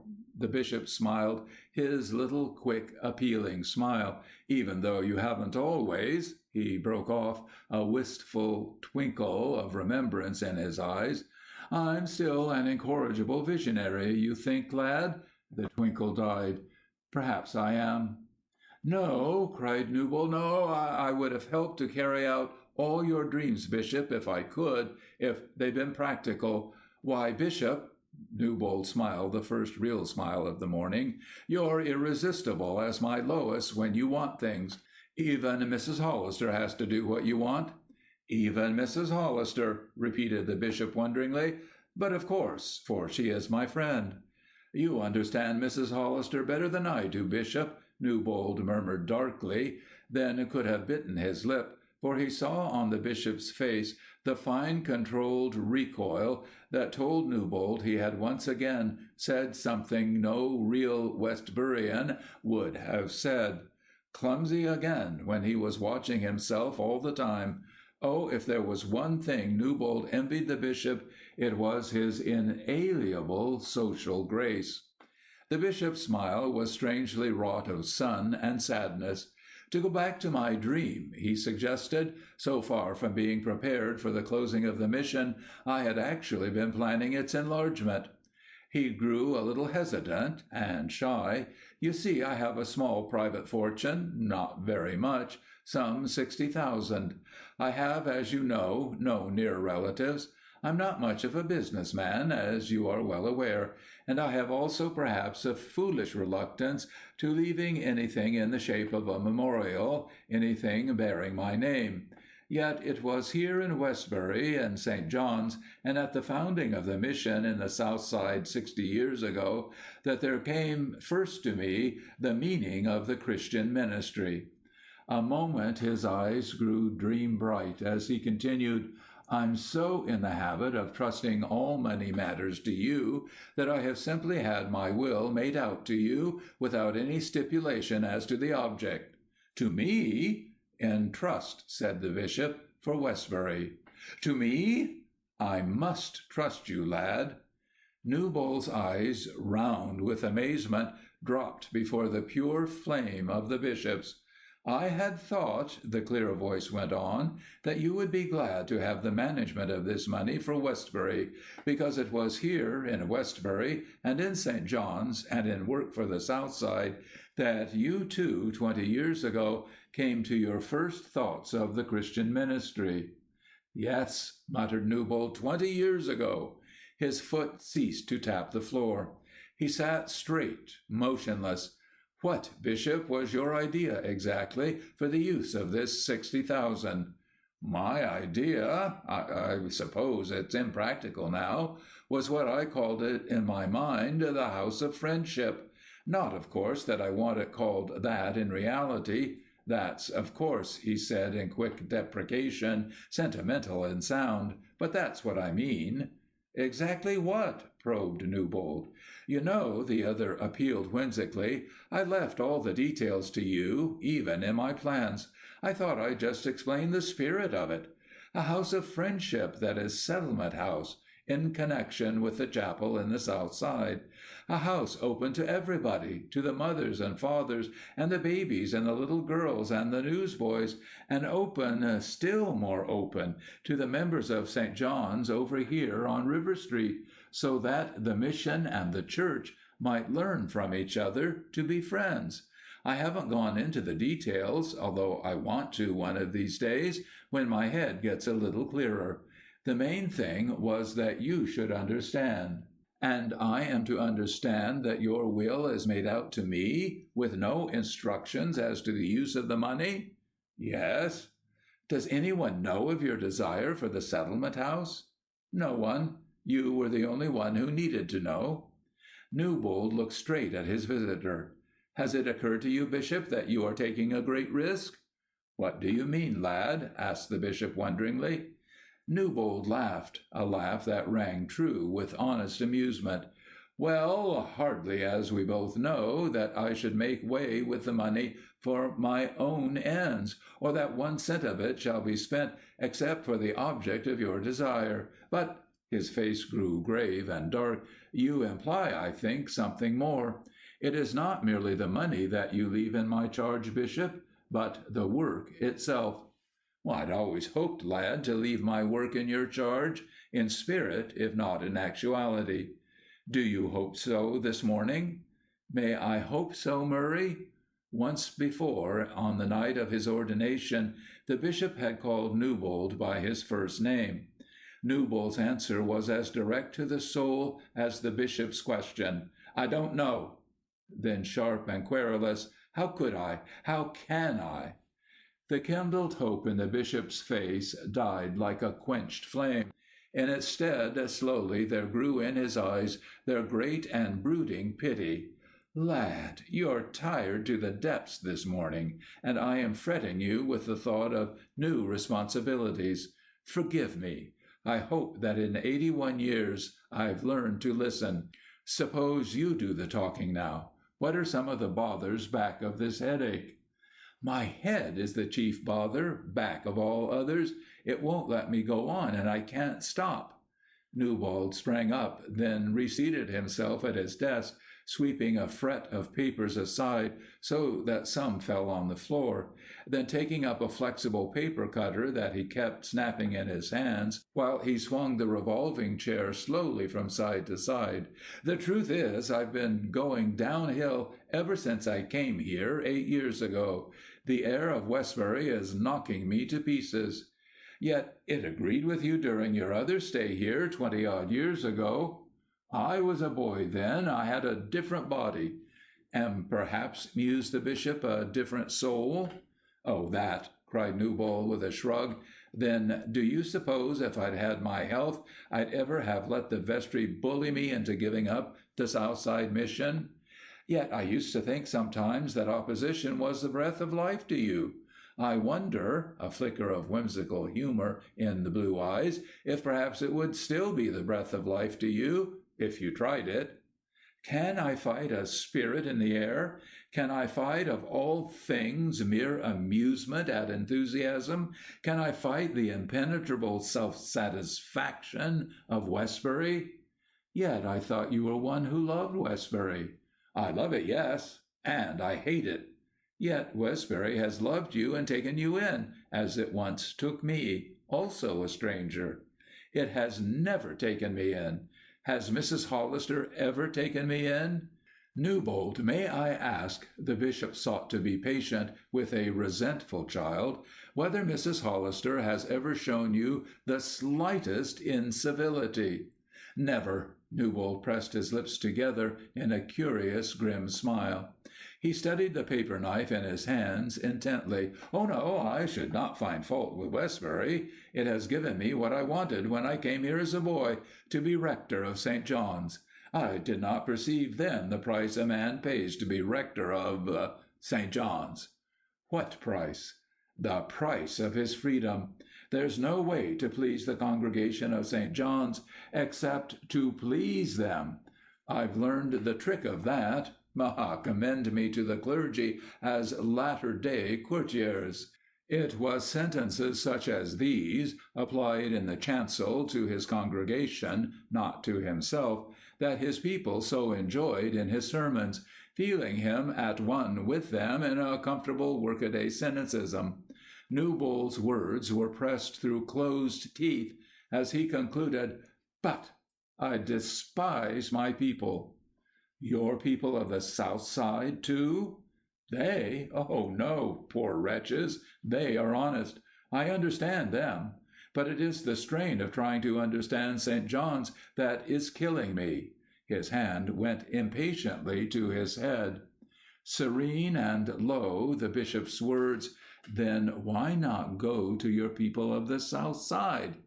"And leave St. John's?" "If you do not understand the people of St. John's, if it is killing you—" "They would think me a madman." "Does it matter what they think?" "It has mattered," Newbold replied grimly, "a good bit for 8 years. And where has that road brought us, lad?" Silence. Low, incisive, against the stillness, the bishop's voice, "Verily, you have had your reward." Newbold's hands dropped to the desk, motionless. Yet even so, amid the praise of men, there was one man whose praise you never had. Newbold lifted his eyes in interrogation. "Yourself," the bishop concluded. Suddenly Newbold's face, set as marble, puckered unbearably. "There's someone else, too." Forcing the words out, he quoted, "I don't care if you are a minister. I'm your son, and I know you're a hypocrite." "How's that?" He was furious at the catch in his throat. "How's that for a speech from an only son on Christmas morning?" "It is not true, Murray." "You are perhaps the only man who believes in me, Bishop." "It is because I have known you longest." "I am afraid the truth is that your namesake, my son, has the sharper eyes as well as the sharper tongue. A son's estimate of his father is doubtless the correct one. Yet it's an ugly word, hypocrite. I confess it drew blood, and it knocked me out for the day." He looked oddly sheepish, boyish in his confession, in spite of all the signs of torturing nerves upon a body too vigorous to take ill health with any poise or patience. "You see, I got up this morning feeling rather out of sorts. I hadn't slept since 12. I've been dreading the services more and more lately. I'm haunted by the idea of collapsing suddenly before the eyes of my congregation. Those eyes! Then breakfast was late. If only... His heavy fist came down lightly, but tensely upon the blotter. The women would not look as if they expected a scene under such circumstances. I had meant to hold my tongue, but I didn't. Nobody said anything, so I fancy I continued to fill the pauses. Harry sat with a face that made me want to knock him down. It was afterwards that he spoke. A full hour afterwards, when I had managed to pull myself together and was on my way to church. He stopped me in the hall with, "Going to communion, Father, after making Mother and Lois feel like that?" Then he added that little remark about hypocrisy. "I came back upstairs here. Presently you came. A highly successful Christmas, a merry family group. Do you think so, Bishop?" The bishop had closed his eyes. This was the kind of thing that hurt his head, and he must keep his head clear. Must. "Christmas is not half over," he said, starting at the thought of the morning slipping by, and the church so near calling to him. "There is half of Christmas left. Half a day in which to teach my son to respect me. But this son is Harry, so it will not take so long." "Harry is hard." "He is generous." "He never forgives." "Have you ever asked him to forgive?" "My boy? No, I know him. He knows me." "I think perhaps," the bishop said slowly, "you will never know Harry, nor he you, until you have asked of him forgiveness. It's one of the test things, forgiveness. The boy will meet it. He has nobility, Harry, by inheritance." "From his mother, yes." "From his father, no less." "They are their mother's children, both of them," Newbold murmured wearily. The bishop's face flashed radiant. His right hand lifted in a quick gesture. "Can any man say anything more beautiful than that?" "You mean," stammered Newbold, "what?" "I think I only meant," hesitated the bishop, "that I felt just that way about my child and her mother. They belong to each other, not to me. I was only fit to try to take care of them." "I have not taken," said Newbold heavily, "much care of mine." "Oh, lad, lad," said the bishop, "don't waste that privilege. It never has grown easy for me to live without it." Newbold's words came in a whisper to himself. She does not expect it now. Perhaps she does not even wish it. The bishop leaned slightly forward in his chair. "Newbold," he said firmly, "between you and Harry there must be words, as between men. But for Lois and the mother downstairs, have you anything to do but to stretch out your hand? It is one of their mysteries that women always understand better without words." Newbold dropped his forehead on interlaced fingers that concealed his face. He was long silent. His hands dropped at last from a face haggard but ashine with boyishness. "Bishop," he said, "you made me feel a whole lot better." "I'm glad." For the first time in their talk, the bishop's lip showed its slight, palsied trembling. "You always did make me feel better. It is your secret." Then a shadow fell. "But how? Why?" The shadow darkened. I don't deserve it." The bishop studied the darkened face with a sad keenness. "You have not told me all the worries this morning, have you? What else?" Newbold stirred uneasily, then brightened a little with reminiscence. Odd how little things take one back sometimes. The mere way we are sitting at this moment, you, Bishop, in that deep chair with your hands on the arms, and I here at the desk. It makes me feel as if you might take up the dictating, and I my shorthand at any instant. It does not seem to me so very long ago. It strikes me now that you are pretty patient. I was a raw enough youth when I first came to Westbury." "A bit truculent in argument sometimes," admitted the other, smiling. "You bowled over some of our best doctors in theology. There wasn't much you were afraid of." "On the contrary, I was afraid of everything. It was the first time I had ever been afraid, too. Westbury frightened me. Yet I knew then that you would live to make Westbury proud of you. I believe I never had such hopes for any young man as I had for you." "And now?" "And now?" The bishop turned the question back upon the man. "And now," said Newbold bitterly, "where are the hopes?" "Exactly where they were before. Don't you know, lad, that we old men are incorrigible in hopes?" "I know that you are, Bishop, incorrigible in hope and in patience." The bishop's eyes narrowed to fine scrutiny. "Have I then, do you feel, something to be patient about?" Newbold shot a sharp glance, searching the bishop's meaning. They both waited. At last Newbold, leaning back in his chair, lifted steady eyes. "Since we're talking this morning, Bishop, about the things on my mind, there are, as you seem to guess, more things. I'd be glad to get them all clear with you this morning. It's a relief to talk, no matter where we come out. I'm afraid that perhaps you haven't always understood, Bishop, my apparent opposition to your wishes on some occasions, that perhaps we both remember." "We both remember, yes." At the tone, Newbold started, grew more vehement. "Oh, if you could but understand, Bishop!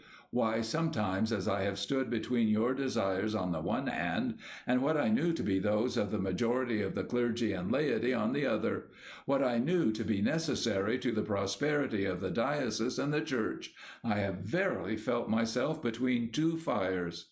"Or between two masters?" Nervous irritation fretted Newbold's forehead. "Yes, I suppose that, too, in a way, from your point of view, Bishop. The point of view of the apostles, perhaps." He hesitated, but then grew defensive. "In practical application, Bishop, it is impossible that the policies of primitive Christianity should prevail in their pristine simplicity in the Church today." The bishop was long silent, the white profile of his far-away face clear before Newbold's watching eyes. Newbold spoke at last in anxious apology. "You understand, therefore, I hope, Bishop, my policy as I understand yours. I wanted you to understand." "Why do you want me to understand?" There was something very strange in those far, far blue eyes, so old, so ageless. Newbold gazed into them, curiously compelled. "Perhaps you know best the answer to that, Bishop." A wistful smile touched the bishop's lips. "Perhaps I do, lad, for it has been a long while that we have been friends."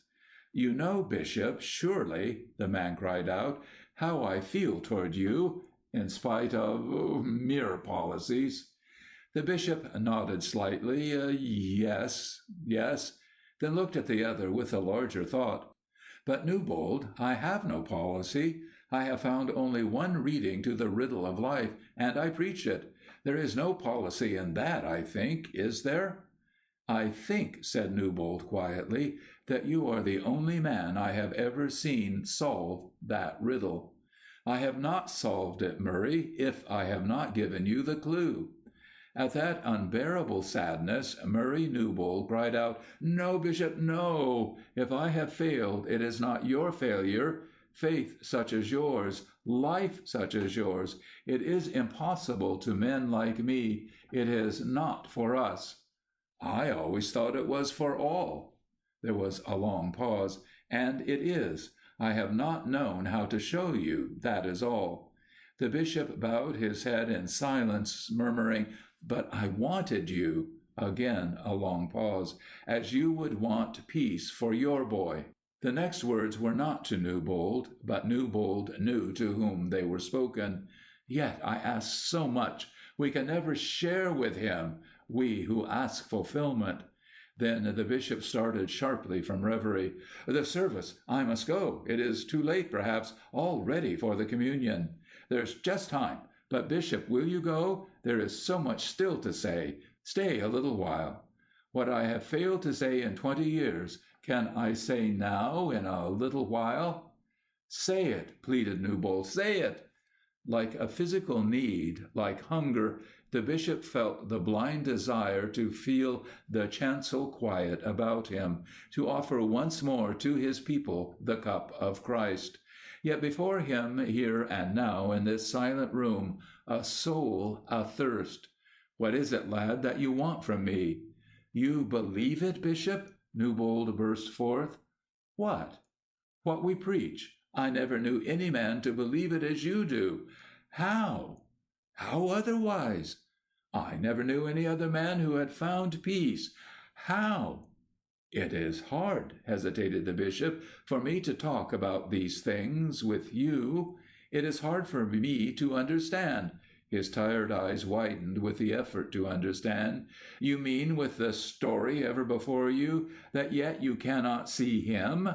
"I see nothing. I've come to a pretty dark place in my career. Successful, I suppose it would be called. Since I've come to be old, I find I don't always call things by their right names. Success and failure, I don't always know how to name them." "But you have success." "No, no. You have showed me clearly today that I have failure." "I have shown you?" "Don't you remember that I came here with a hope?" "Which I have destroyed? But, Bishop, the work you describe is impossible to me. You know, no one better, what I am. The amazing thing is that knowing, you still chose me. Why, such a work requires a courage, a conviction, a vision such as— You have not courage? No, not courage of your sort now. I believe it is courage of your sort, not my sort, that Westbury needs now.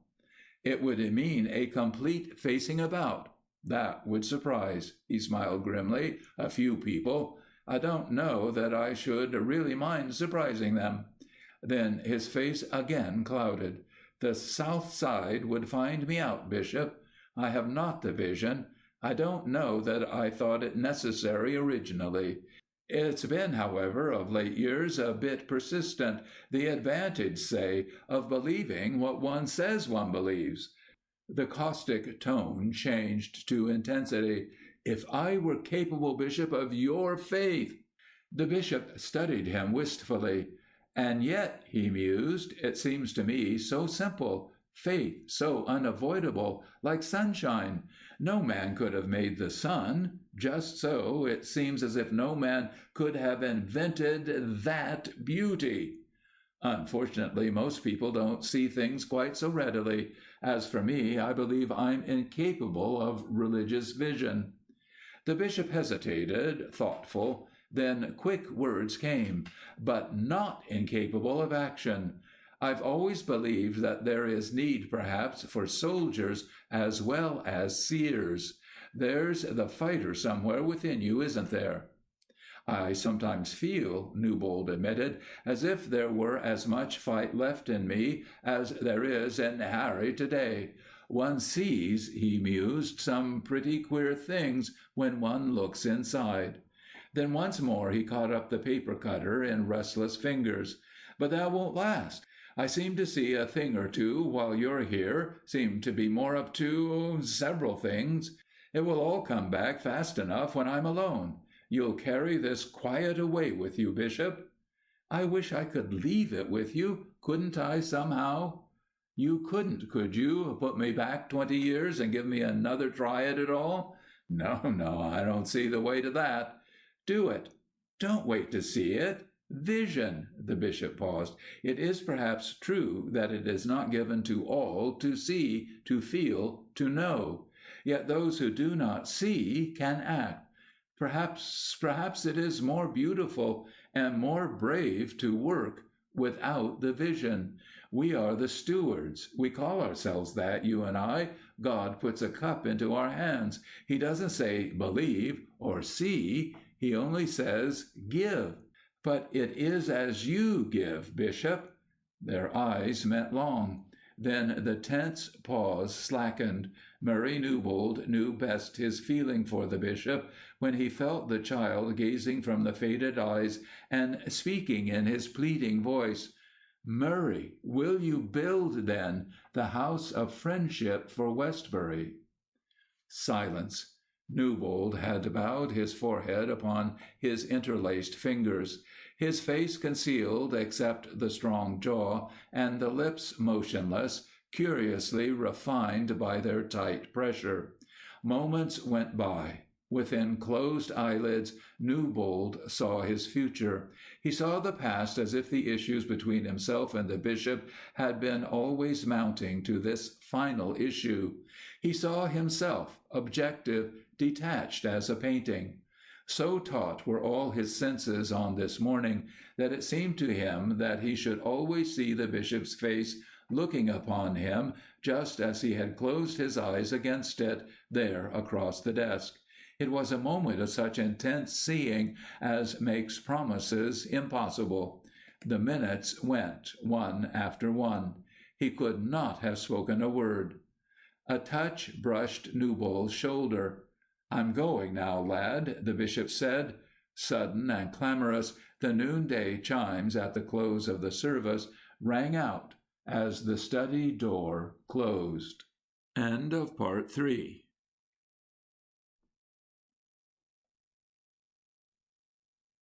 The air of the blue Christmas noon was sparkling clear, yet the bishop's steps were groping. His blue eyes were vague as he smiled in response to motor cars that flashed by, or carriages that passed with a brisk jingle of harness. Groups, lightly laughing in the Christmas sun, brushed by the old familiar figure in the cape overcoat, but they seemed strangers. In the sharp daylight after that dusky study, the bishop trod an unknown street, as wistful and alone as a lost child. Was this his Westbury, where none of this gay Christmas throng gave thought to those swarming tenements at the bending of the river? An old man's life, what was it against this hard and happy current? A smile, briefly bitter, darkened the bishop's face. He was old, and would pass, having given his Westbury nothing. Yet all the time his feet, making for reassurance and relief, were bearing him toward Lucy Hollister's welcome, with the homing instinct of a child that knows one door of its own. Across the bishop's weariness flashed the thought that in the afternoon Lucy would let him lie down for a while.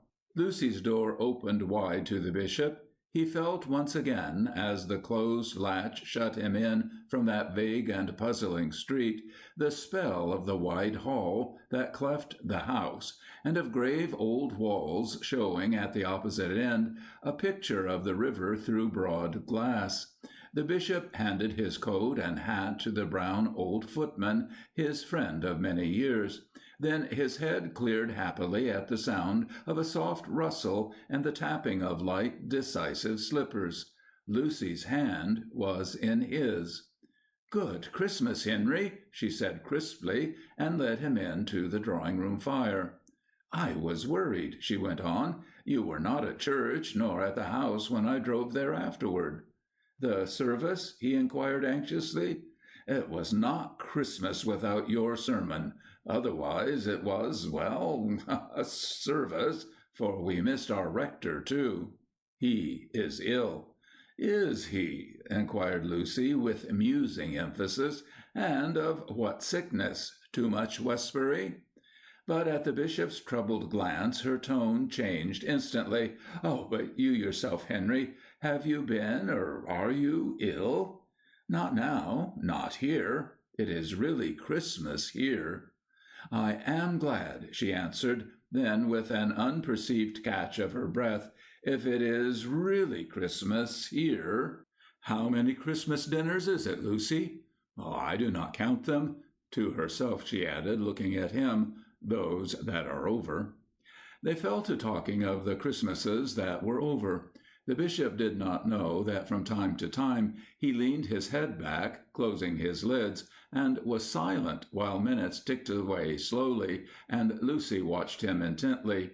It was comforting when he opened his eyes still to see her sitting there, so alert, so alive. "So many Christmases," he murmured. "I neither own to them," she answered, "nor yet not own."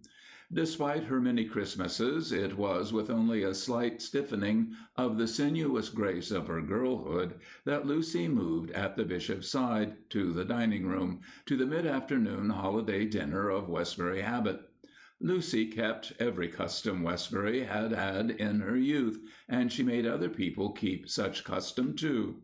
Slight, elusive, dominant, as she was, in her great house by Westbury's river.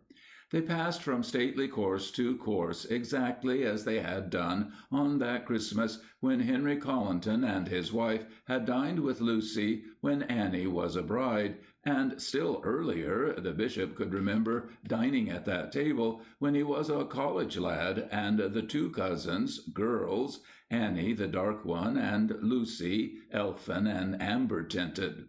The room was the same, the china and the silver the same. Beyond the two long windows ran the gray loop of the river. Many a time long ago they had floated, all three, in a boat on that spangled river. The wallpaper was the same, put on by French hands many a year ago. Round and round it raced a French sporting scene, trim-waisted gentlemen that rode to the hunt by wood and stream, and ladies that joined them for the huntsman's repast, gay picnicers all, still vivid in color.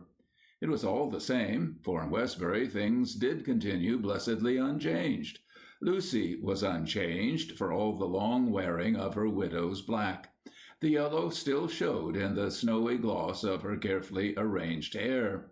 Age had slightly rimmed her eyes with red, but the will-o'-the-wisp still danced in them. Her mouth, netted by wrinkles, was hardly more finely whimsical than in girlhood.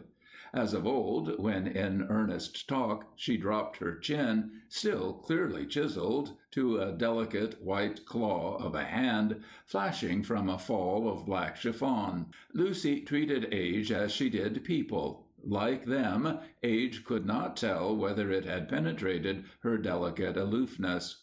To the bishop, room and river and woman were still the same. Spent to the uttermost as he knew himself to be today, Lucy's indomitable vitality quickened him with sharp hope. Perhaps, after all, there was much he could still leave to Lucy. But not yet for him the outpouring, as ever, into Lucy's ear. That would come, but not yet.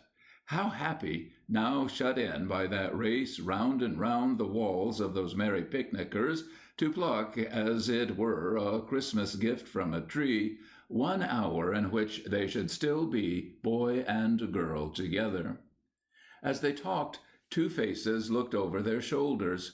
Over the bishop's, a boy's with brown hair flung back, with eager, listening eyes, and a mouth that spoke poetry and as instantly laughed out in merry mockery of it, a face that, clear as water, was all the play of a mobile brain. And close by Lucy's head, another in a white bonnet, green ribboned and green leaved, from which, framed in red gold curls, looked out a tinted cameo face with green-blue eyes, mocking and mysterious. Today, Lucy's body was still fragile and unbroken, as in girlhood, and for all she had married and borne 4 children, her soul still went unfettered as when she was a girl. But age had charred the bishop's face to fine white ashes, in which the blue eyes burned, luminous and inward. "Henry," mused Lucy, "the poetry never came back to you, did it? Do you ever write nowadays, ever snare a little wild singing poem now?" "Oh, the verses come to me sometimes still, but not near enough to catch, or to wish to catch, perhaps. I do sometimes see the pictures still, this very morning, for instance, and I hear rhythms, but no, I've never written since Nan went." He was silent a moment, lips tightening, then lights began to gleam on his face with the familiar pleasure of thinking aloud to Lucy. "But perhaps I do not write because I can no longer distinguish between poetry and prose in life.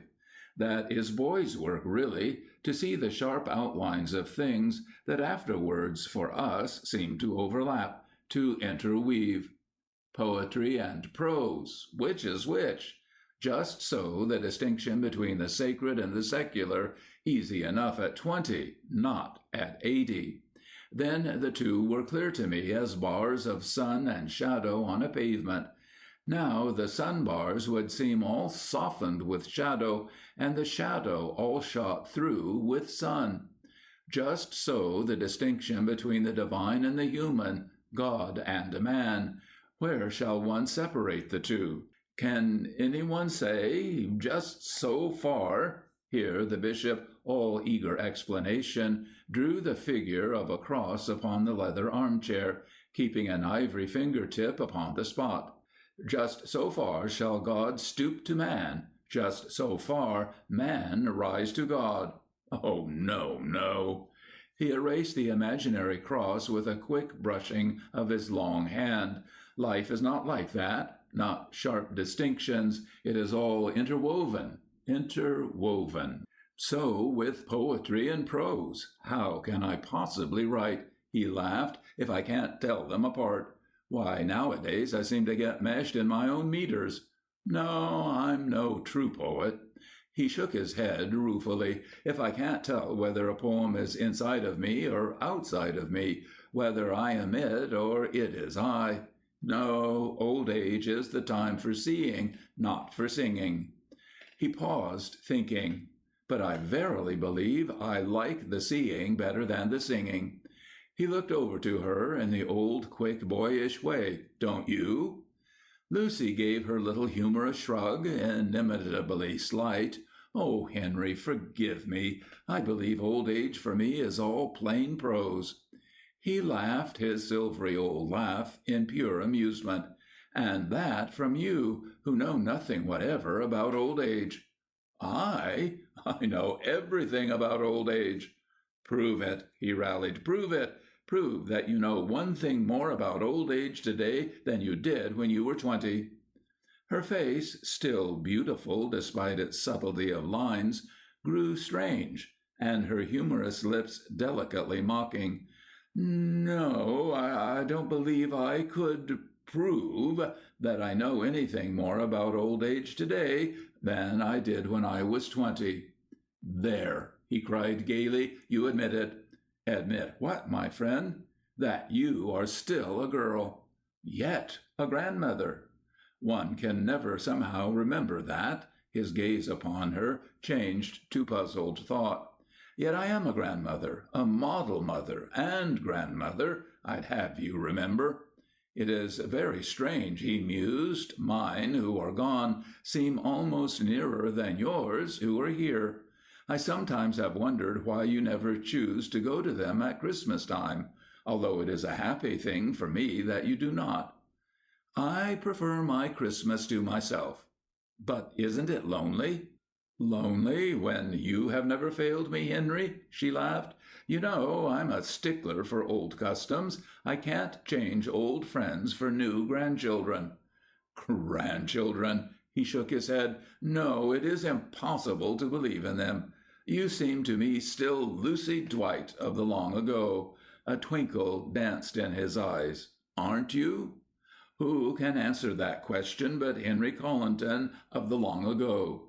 Who else remembers? They both remembered and fell silent, joining thoughts.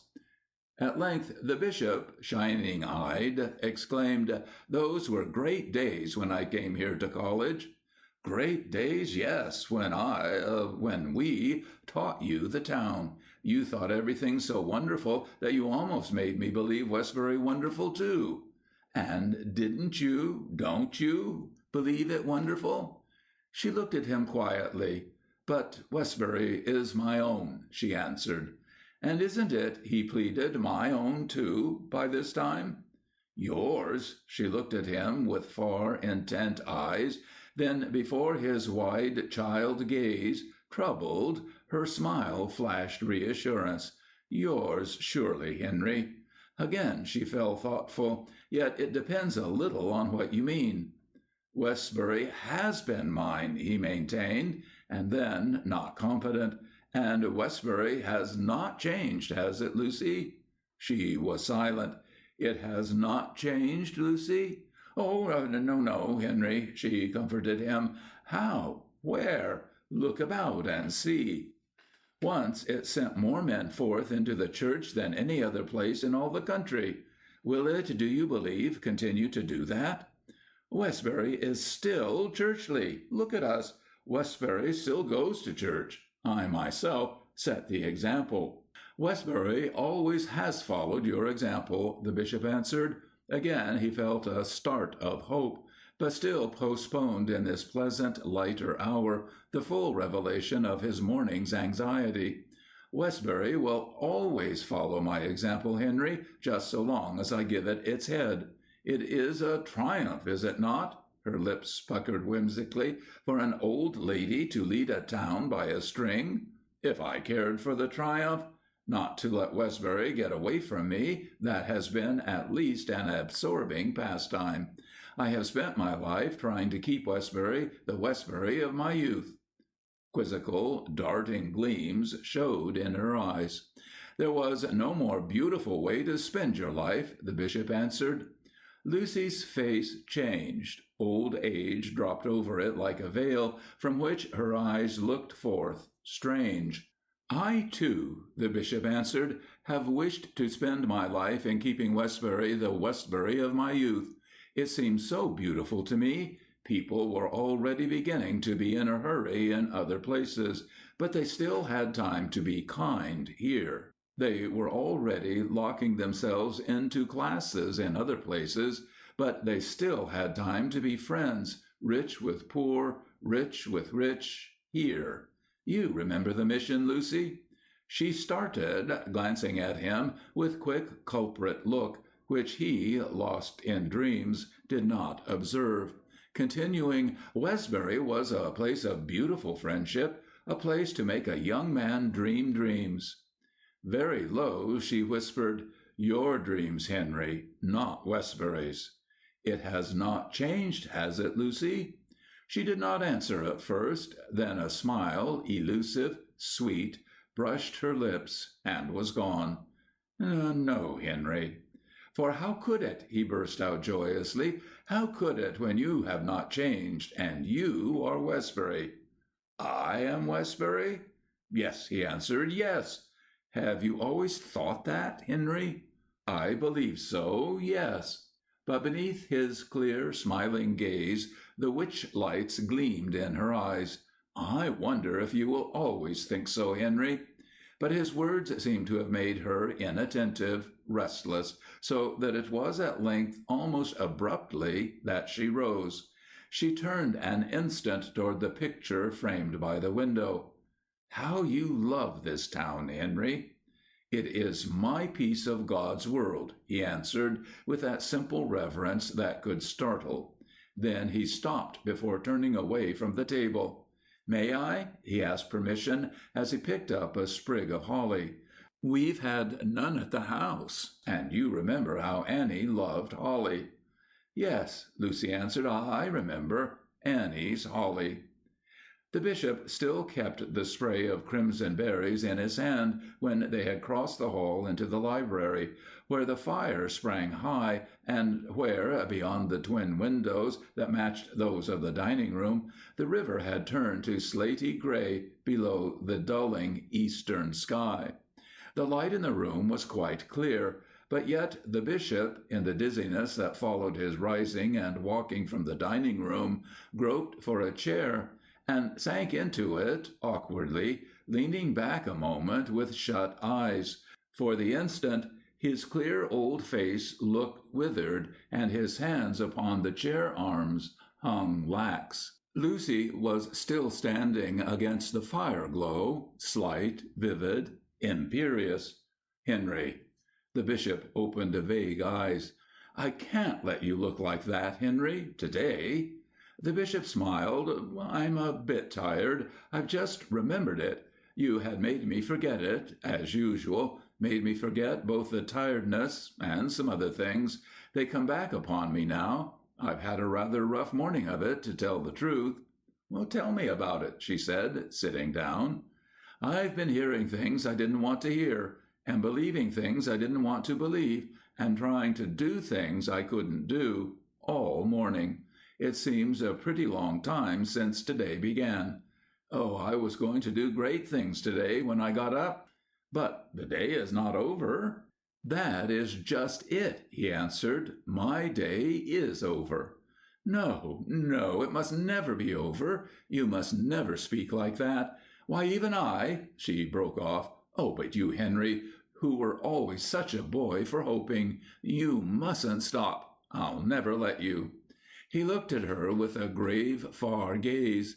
"It would be a Christmas gift that I need, Lucy, if today you gave me hope. You are the only person who can." "What has gone wrong, Henry?" "It was only that I wanted to give Westbury a Christmas present, and Westbury would not have it." "Who, pray, had the right to say so?" "Newbold." "Newbold! He! What rights has he in Westbury, may I ask?" The bishop's glance was startled and penetrating. "Has he none, Lucy?" She caught back her words sharply, saying merely, "No right to hurt you, Henry, that is all. But tell me about the Christmas present to Westbury.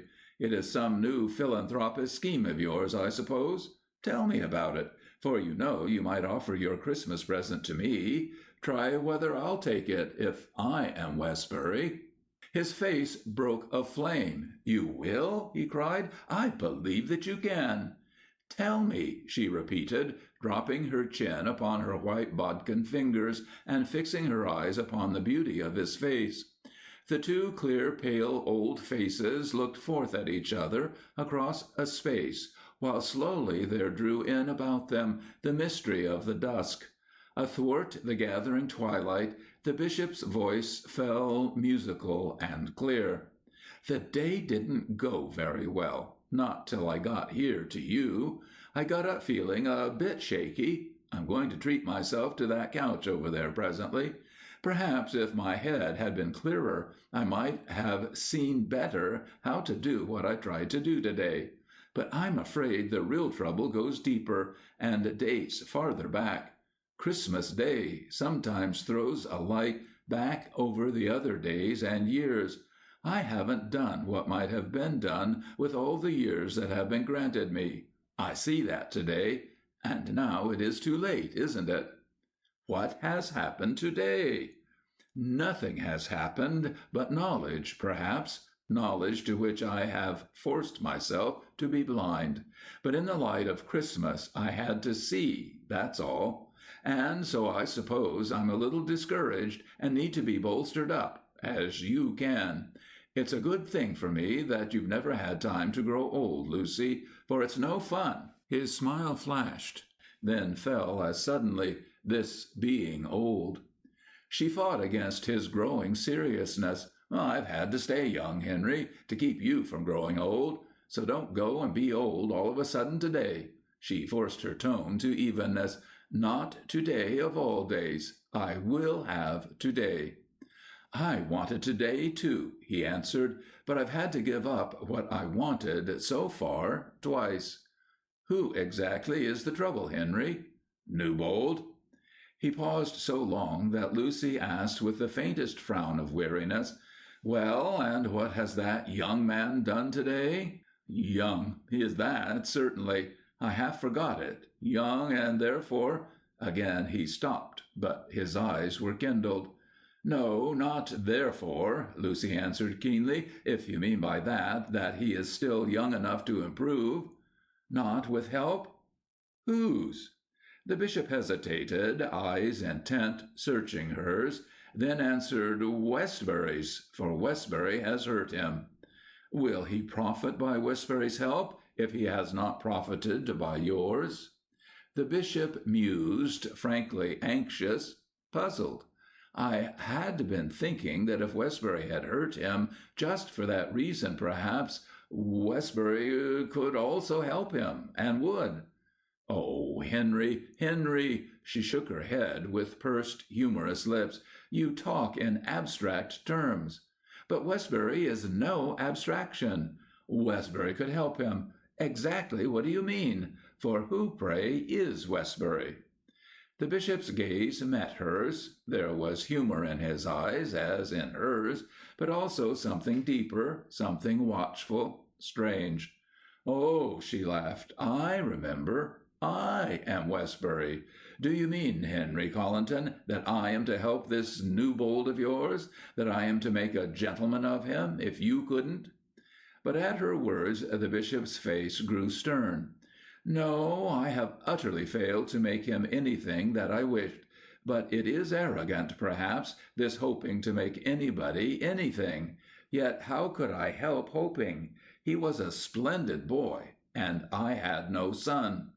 In that stern, brooding silence, Lucy said at length, "Don't mind too much, Henry. Remember, you idealize persons and towns. He was always out of place here, that is all. He could never belong here." The bishop turned his head in the old quick, boyish way. "But could he not have a place in Westbury if Westbury would make a place for him?" "Oh, incorrigible one," she smiled. "How?" Stern age and judgment on his failure left the bishop's face. The little sunny child stole back to it. "I have a little hope," he admitted, "but so very small. It depends on you, all of it." His eyes were all aflame, but his tone was grave. "You know so well how to help a man in his work, how to cheer him on through doubt and failure. Have you ever failed me?" "I know how to let a man talk to me, perhaps," she murmured. "Yes? How you have let me talk to you always, ever since the mission was founded. Ever since that day we have talked. Ever since that day I have brought my work to you. And I have listened. And have helped. Lucy, as you have helped—" She felt the sharp intake of his breath. "As you have helped me, could you not also help him who shall come after me?" "Come after you? What? Whom do you mean, Henry? You cannot surely mean that he, your Newbold, shall come after you? You know the diocese, Lucy, as I know it. Can you doubt that Dr. Newbold will come after me? Henry, would you, could you, choose that he should? After you? What choice have I? I am passing on.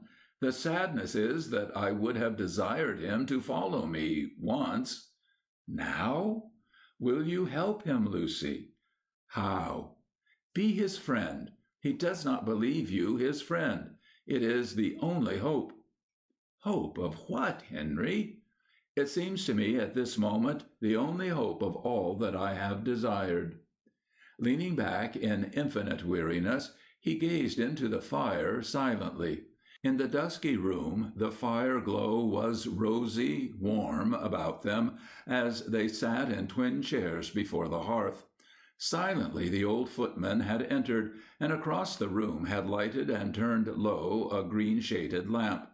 Lucy sat motionless. A coal slipped down with a whisper, glowed, and dimmed to ashes. "What have you desired, Henry?" The bishop turned. "You have had all my dreams," he answered, "so you know." A strange mysticism showed upon his face. "I have desired today to give all that I had to the poor and to the rich, and I could not." At her look of puzzled curiosity, he explained quickly with a passing smile, "But that is a Christmas secret between Dr. Newbold and me. And besides, it is all over now, that little Christmas dream." Again a long gaze into the fire, where one can watch one's wishes glowing, dying, and I have desired most of all to leave my work to someone who would understand and carry it on. "Who could understand, Henry?" she whispered. "Your work." He turned his head toward her, quick and sunny. "You alone, perhaps, and therefore you will help him to understand." "How?" "By giving him courage, as you have given it to me." "I never gave you courage." "Yes, and so let me believe you will give it to him." "Courage for what? Be explicit, dreamer." "Courage to reopen the Southside Mission, and to keep it open, and every mission throughout the diocese. Let him know that Westbury stands by him there." "But if," she spoke low, "if it doesn't?" There was a stab of pain on the bishop's face, and then bright hope. "Let him know you do. That will be enough. And besides," he smiled, "can you not make Westbury do whatever you wish?" "I never tried," she answered musingly, "to make Westbury do anything it did not wish." "I cannot believe," he cried, "that it wishes the closing of the mission. There has been somehow a mistake. It cannot be. It would mean the going out of a lamp which you and I saw kindled. It does not seem to me so very long ago." "It is a lifetime." The light died from the bishop's face, leaving on it all the cruelty of age. "Yes, a lifetime that is over." For a moment his lips showed their palsied working, for a moment spoke an old man's querulousness. "They could not have closed the mission without my knowing it, if they had not thought me already laid upon the shelf." "Henry," she pleaded, "not that, please." "No, not that," he cried, instantly himself and contrite. "We pass, but the work goes on. I am an old man who has somehow made a failure of it. But I'll try not to think of that any more, clouding our Christmasing. I'll try just to remember that I am leaving Murray Newbold and Westbury, the two I have loved, to you." "Leaving? But, Henry, you speak as if I were not also old. What time have I left for Newbold, for Westbury, more than you?" "You will have time," he answered, while the mysticism again touched his face. "My head is not clear today, but that is one of the things I seem to know, that you will have time, more than I. Time enough to help Newbold to learn his own strength. He has never tried it. Time enough to teach him to fight. A soldier he'll not desert afterwards. And time enough to help Westbury rekindle the mission, whose death would mean you and I know." His voice fell, and he groped a little for words, a little confused. "The light must not die. You will have time to keep the light, to keep Westbury alive. Your Westbury and mine. I seem to know today," his low voice in the twilight was very clear, "that you will have time to help the man and the town I have failed to help." if time were all that is needed, Henry, to help them. Looking into the fire, he did not turn, answering happily, "Whatever else is needed, you possess and have given to me for 60 years." With the snapping of a lifetime's tension, her voice rang, "Henry, stop looking into the fire. For 60 years you have looked into dreams. Now once look at me." The bishop turned. Her elfin laugh tinkled. "The fairies were good to you, Henry. They gave you eyes that do not see." While she spoke, slowly the bishop saw, but at first he saw only a girl's witch face in the fireglow. "I will make you see, this once, Henry Collinton, me. You look strange, Henry, as if you couldn't guess what's coming. Neither, I assure you, can I. You called me Lucy Dwight of the long ago, and you'll have to take the consequences. I like you to look strange, for then you don't look old. Look young, Henry, and look at me.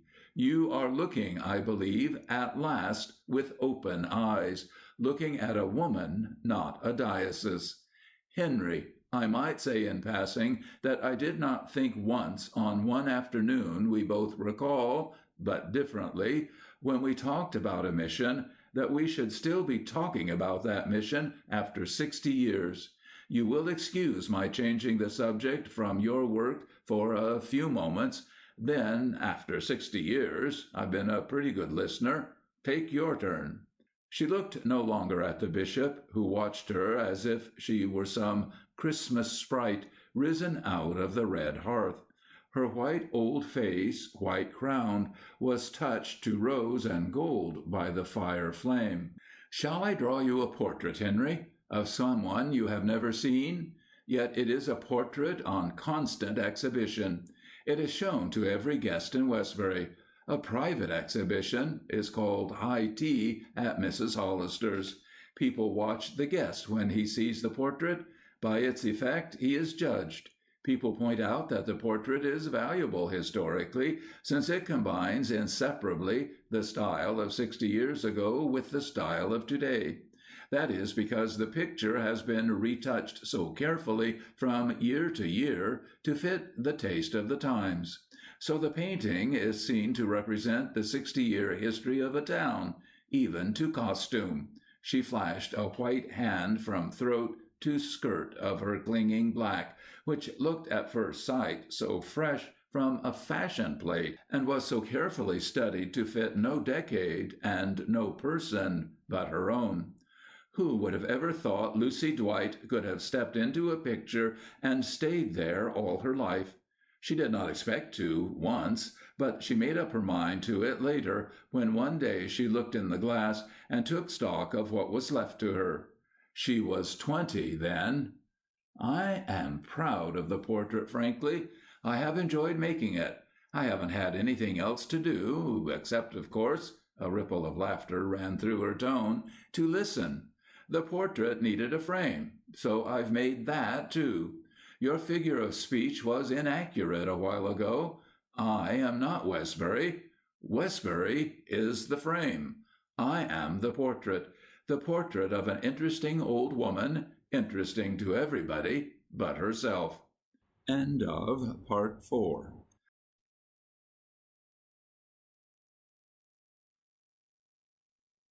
Lucy was an artist. She knew the value of the pause. She knew the value of a shrug. The most delicate perceptible lifting of brows and shoulders. She knew the value of hands, that out of periods of quiet flickered now and then, spirit white against the black shadows of her gown. An artist, she forgot the bishop while she talked, and did not look upon the change that grew upon his face. "It is very easy to be interesting. It only needs that you always guess what people are going to say next, and never let them guess what you are going to say next. It needs a gift for words and a gift for silence. It was the process by which I brought up my children. My children have always known they did not know their mother, a course of training easier than spanking and more efficacious." She stopped a moment, her clasped hands tightened, yet in ultimate effect, at 77, a little lonely. We prefer our Christmases apart, my children and I." Her words fell clear against a long silence following. My husband, of course, spoiled the children. I was perfectly willing that he should. They were his children. After a pause, the bishop, bringing the words forth from far away, murmured, musing, "Fathers do spoil children, perhaps." Her tone turned tense. "I would have spoiled Nan." Then, resuming her gaze into the fire, upon her portrait, she continued her retrospective analysis. "And I have managed the town as I have managed my family. What Mrs. Hollister says, what Mrs. Hollister does not say, about ministers and missions, about dinners and diners, Westbury waits to know. And I have never let it be quite sure. So Westbury watches me, but oh, not as I watch Westbury. For it would be a little curious and disquieting if I should cease to be popular. I don't think that unpopularity would exactly suit my physique. I'm old and accustomed to sovereignty, even if it is, well, a bit monotonous. We were young and lively once, Westbury and I, but now we grow old and wish to be complacent and comfortable, so we don't poke at each other's consciences. And indeed, why should we? For are we not pretty good when one stops to look at us? Patriotism deepened her voice. "Where is there another Westbury? We have kept the heritage of our fathers. We have not grown cheap in Westbury." Then a lighter tone. "And how could we be very bad when we always have had you to idealize us? Ever since you were a boy. You came to us a stranger and we took you in at once. We sometimes do take in the stranger at once, and sometimes never. Nowadays he must be presented to the portrait and must pass that examination. Young Murray Newbold has never passed his, and he knows it. I believe I rather like to see him squirm, for it is not petty, it is a giant's squirming, and I enjoy it, because I fancy it has ceased to be perceptible to any eye but mine. It is interesting to observe the effect of the air of Westbury on some constitutions. Your young Newbold would have been worth bringing up once, but he has never learned not to be afraid, and that brings it about that he has parted with every good quality he possesses except his brain. That is still with us, fortunately, for quite between us, in spite of patriotism, I must say there are not many brains in active employment in Westbury in these days. I'm not, of course, so impolitic as to say in these days to any one but you, Henry. We have about half a dozen brains in Westbury capable of conversation. Yours and young Newbold's and mine. I forget the other three." Her laugh died into a thoughtful pause. "And yet a brain for a woman is a big stupidity. But perhaps I ought not to quarrel with mine, for," she drew a quick breath of intensity, "it has given me all I've ever had. Oh, you and I have had some great old talks, haven't we, here by my old red fire? Brains make, at least, good comradeship." Her voice fell low. "I sometimes wonder if there is anything better for men and women than good comradeship. What do you think, Henry?" But still she looked into the fire, and not at him, and the bishop did not answer. For a moment his deep gaze upon her wavered, went to the blackening window. Below there, in the wintry garden, long bleak stems broke aflame with wee yellow blossoms. Beneath them little brown Annie walked among the roses. "How curiously that holly glistens, Henry!" Lucy's eyes were upon the long, lean hands, transparent to the fire glow. Then suddenly, in a voice lingering and judicial, "I really do not know whether it is so very interesting, after all, to be an interesting old woman." Lucy's hands, unclasped, fluttered an instant on the chair arms, then lay still. "Oh, I am bored, and I have been bored for so long. It would astonish this town of mine to know how it bores me. There is nothing new for me anywhere. I know what everybody is going to say and do. If it were not for you, I should even know what I myself am going to say and do. Oh, dull, dull, dull, this being old. I wish I had something to do. I don't even yet feel old enough to do nothing. Yet when have I ever done anything else? The fire snapped in the stillness of the room, embers leaping up, the sooner to die to blackened ashes. Lucy's voice grew low and vibrant. You wonder why I speak these things today? It is your own fault, Henry, my friend. Why do I keep my hearth fire bright except that you should drop in beside it and talk to me? It is quite the only thing left that is entertaining. And today you yourself threatened that. Her voice fell low. Christmas has always been my day.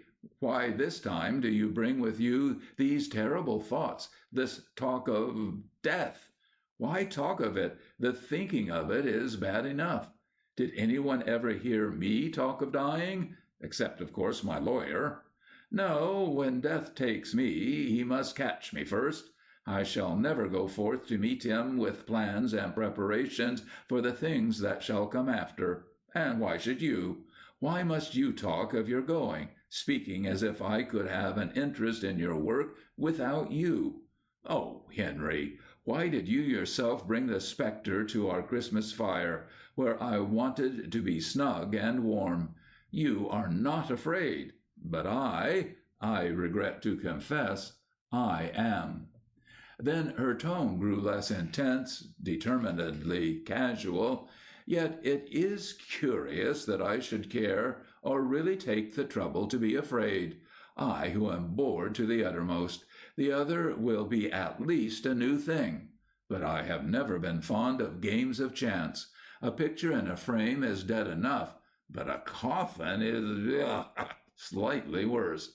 It is so ugly, this dying. Nobody can ever say I yielded to it before I had to. I have yielded so far, I flatter myself, to nothing.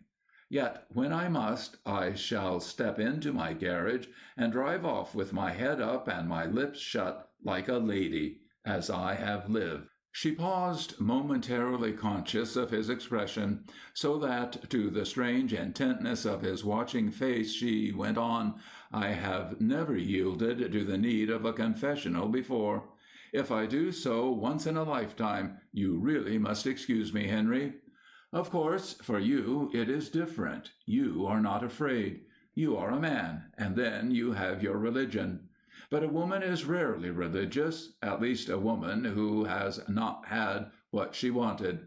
As a thinking person, I quite envy you your religion. It is a valuable possession at this end of life.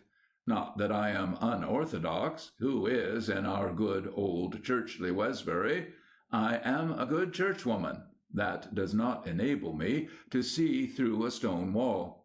Oh, Henry, Henry, here you come today looking so pale that I can't bear it, and talking of going, passing on, leaving your work. You have made me feel how near we are, you and I, to that stone wall. I am sitting here shivering at the strange things on the other side. No light but the ebbing fire and the clear green lamp, and somewhere outside in the darkness stars above the swift rush of the river. It is this that makes me talk. The time is so short here, and over there, who knows about over there? One speaks out at last, I find, after being good for 60 years. For I have been good, have I not, Henry, for 60 years? Listened and listened, helped, as you believe, your work. It has been a great thing to be jealous of so great a work. Did you really think my mind was in it, that I really cared? I, for missions, for making men over, for turning a town right about face? I never expected to speak out. Pictures and frames do not expect to speak out. Yet I might have known, for sooner or later everyone does speak out to you. I've been rather proud of being the one exception. But is it not my turn, and yours to listen to me, just once, at last? You are surprised, I suppose. I am afraid I do not care that you are. I had to open your eyes. You speak as if I existed only to carry on your work. It has always been like that. So I've drawn you a portrait. Do you still think, looking at it, that I am the one to give you hope? I? What do you think, Henry Collinton, of the portrait of Lucy Dwight?"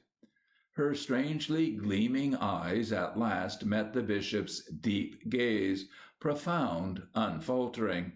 There was stillness. Then the bishop spoke in quiet judgment on himself. "My work? Yet I had hoped that it seemed God's, and for 60 years I have thought that you loved it." "I have loved you." There was no old age for them now, no past, no future. Beyond the room that briefly held them were night and the river and death. She was Lucy Dwight of the flickering fire flame, who laid bare at the last her deathless desire. The man she loved was God's, was all men's. After a lifetime of delicate sanity, she cried out to him to be for 1 hour hers.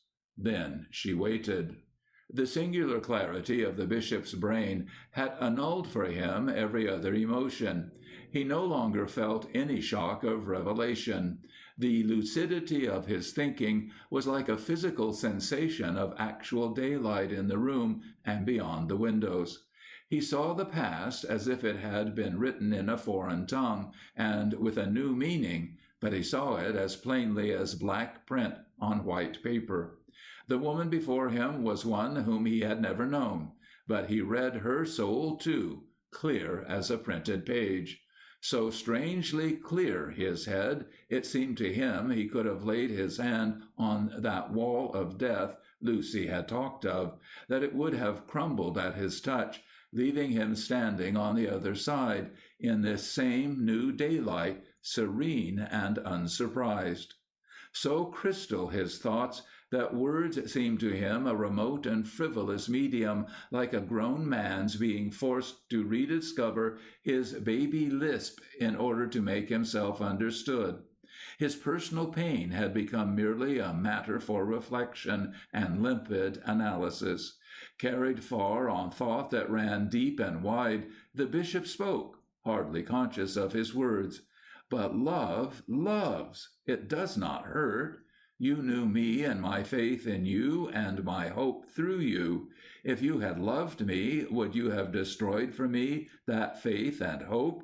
Would you not have taken from my hand my boy and my town to take care of and to help, if you had loved me?"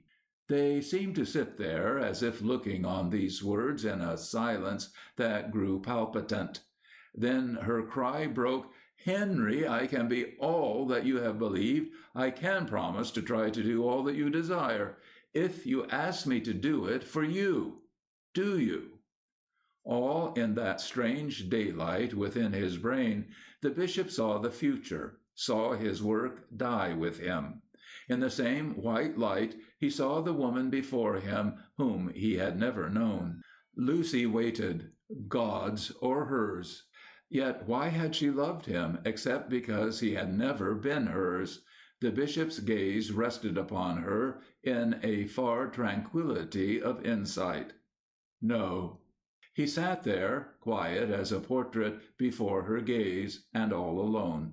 She had desired to rouse him from bodily weakness, and there was about him now no taint of feebleness.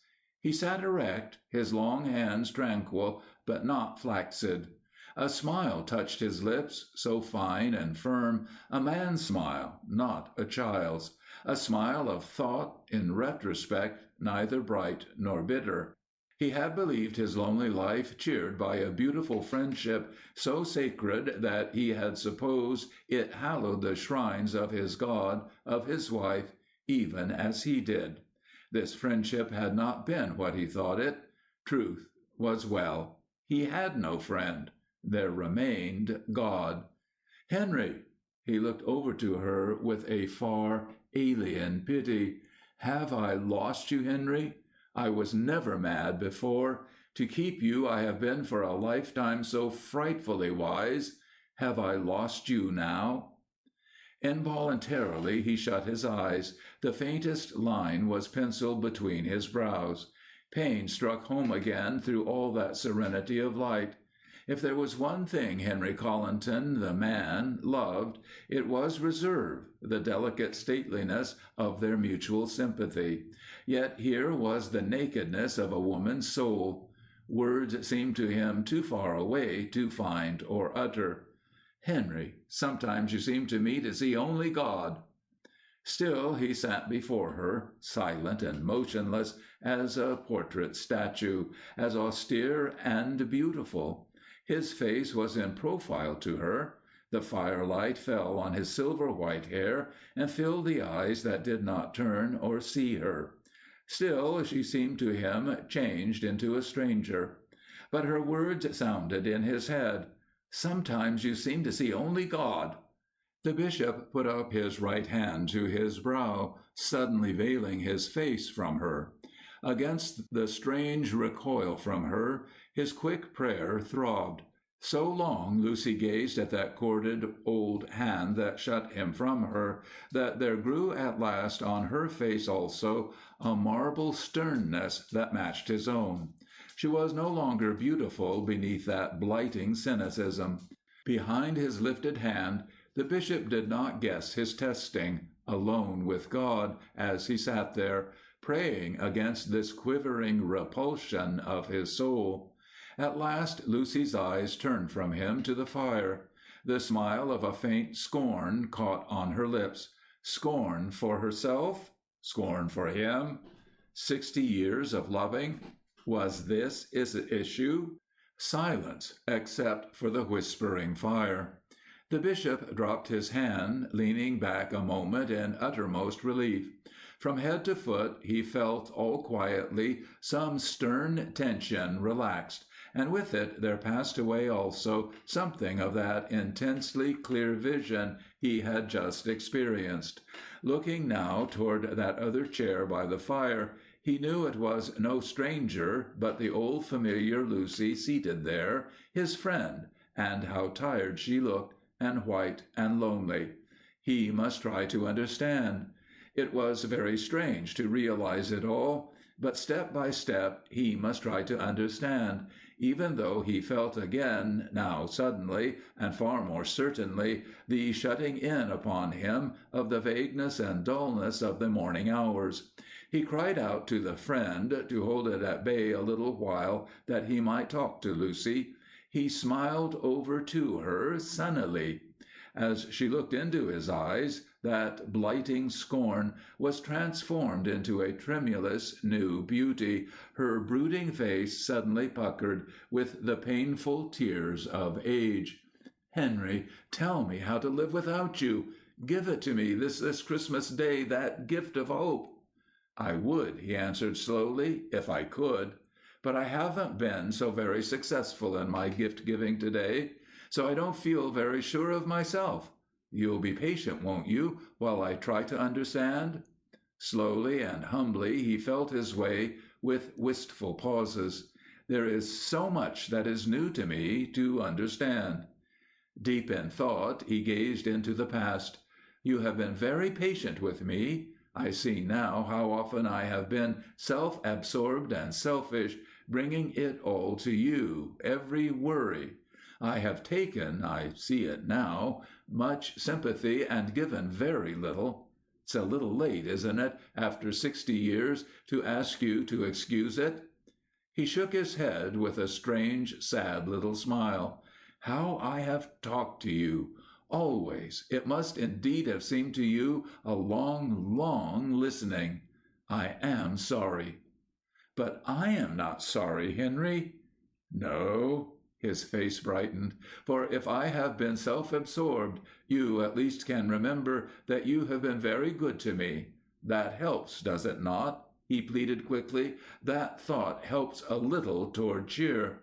For as I try to understand, I do not seem able to look back, and I read my life without you.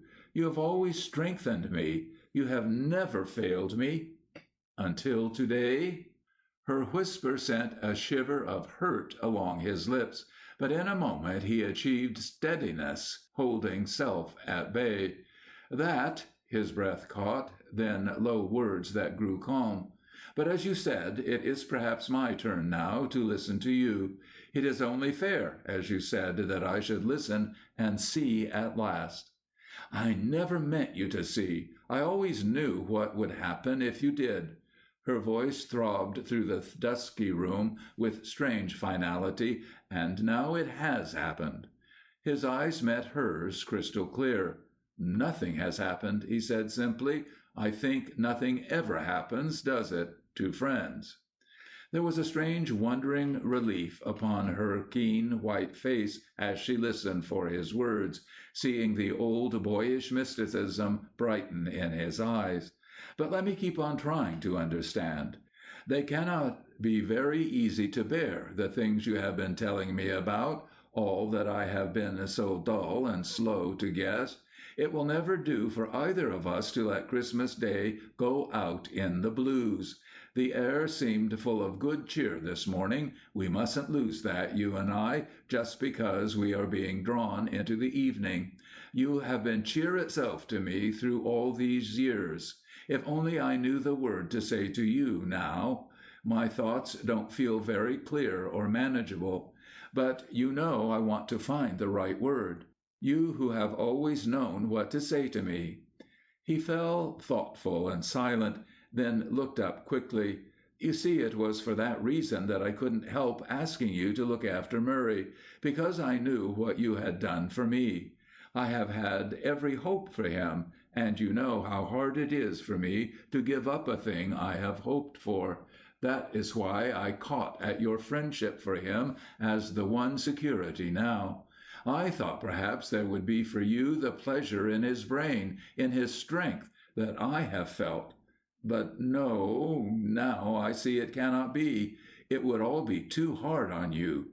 I know, of course," he sighed, "Murray's faults. I've cared too much for him not to know them.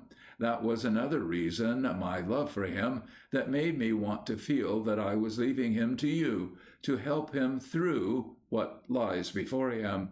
But now I see it would be painful and difficult for you. One man who has always brought you all the worry of his work has been enough. And even today I have been bringing it all to you still, troubling you with my work and worry, and Murray and Westbury. Lucy, believe me, I never meant to be selfish with it. I see at last that I have been." "And Westbury, shall we leave that subject quiet, too, as being troublesome today? And the Southside Mission, and all the other missions, and the spirit that enkindles them, and must be kept alive here and everywhere? One tries to keep the fire alight, but one must go some day, trusting, hoping, not knowing, for that is too much to ask. I will try not to trouble you with all that any more today. It was a good deal, wasn't it, to ask you to keep a whole town alive? One of my dreams. Such incorrigible dreams they must seem to you, I'm afraid. I am always looking into dreams, you said, and perhaps my Westbury is all a dream, for it has always seemed to me one of the holy places. It does not seem, when you talk, to be that to you. You see, I thought we were one in our love for it. That is why I talked of leaving it to you. It all sounds now, doesn't it, a little fantastic? Have I always lived in fantasy, then? Are you showing me truth at the last, Lucy?" His voice ceased, weary. His face looked forth from the shadow depths, worn to silver white by all the years. Then, even as he paused, hope ran across it, a bright, transforming hand. "It cannot be true. It need not be true. Need it, Lucy? I seem to see, forgive me one more dream, Murray with you to help him, still keeping Westbury the Westbury of our youth. Of our youth. The old customs, the way of graceful living you have kept. And now to keep the spirit of the place, its simple godliness, its simple friendliness. It has seemed to me God's ground, where he let me walk a little while and serve and then pass on, hoping, Lucy. For you there is so much left. He spoke a little wistfully. "Such vigor still and life left in you. It does not matter if the years left are few and late, if they can be so strong and beautiful. While, as for me," he shook his head, shrugging his shoulders, smiling, "oh, these poor old bodies that we wear, how they fetter and confine!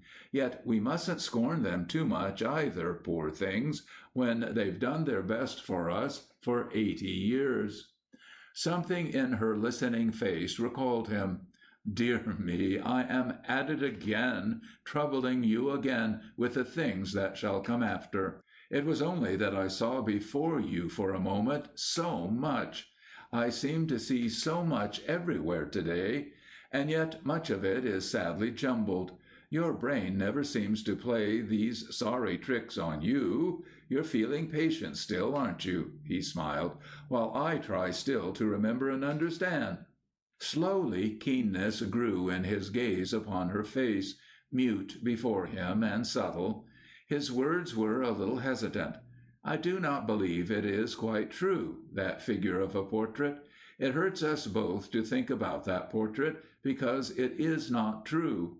Truly, I think my idea was better than that you are the spirit of the place. Yes, I prefer my figure of speech to yours, and so I shall keep it and forget yours. We have known each other too long to believe in that portrait. It's such a lonesome notion, somehow. Perhaps you feel like a portrait yourself, sometimes when you're sitting alone by the fire and feeling a little down, as we all do sometimes, I'm afraid, but you surely couldn't expect me to believe you a picture in a frame, when for a lifetime you've seemed life and energy to me. So remember," an instant his voice grew lower, "always remember," the old twinkle showed, "that I don't believe a word of it." He knew that her eyes, at full gaze on him, frankly showed all secrets, but they were secrets he was not sure he read. Still, he was trying to understand, while he paused for help. "You did not quite mean, did you, that the dullness, the boredom, is all the time present with you? Only sometimes? It is very puzzling to believe ennui of you, who seem so alert. You are very brave at concealing it. You must know the remedy better than I do, for it is one of the things that have not been chosen for me to bear, for I still get up in the morning expecting new things to happen. I did this very day." Involuntary mocking pulled at her lips. "New things are happening to us both today?" "Yes," he murmured, while his face was shadowed. Then reverting, "To be dull every day, it seems to me almost the saddest thing you have said to me.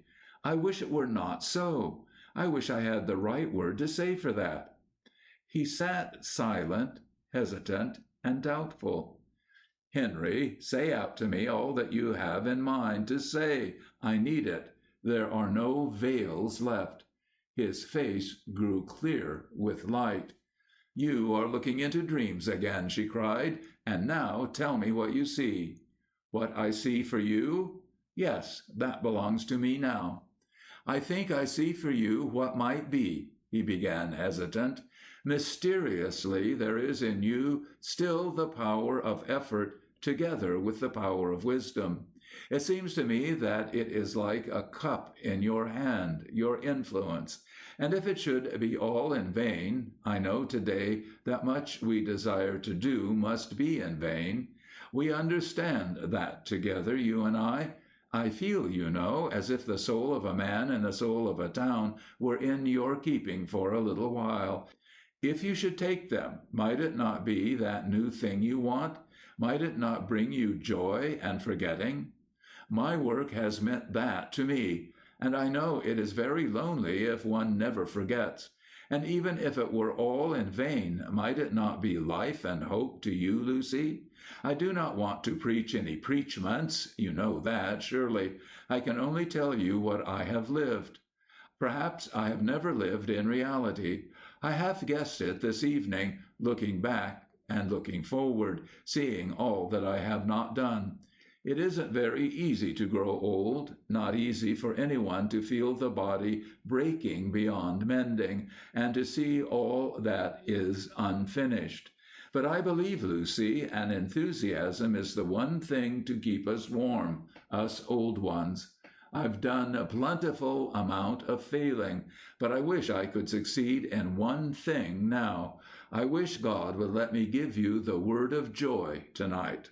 It was so quiet in the old room, that low-lighted space, 4 square, swung out upon the night.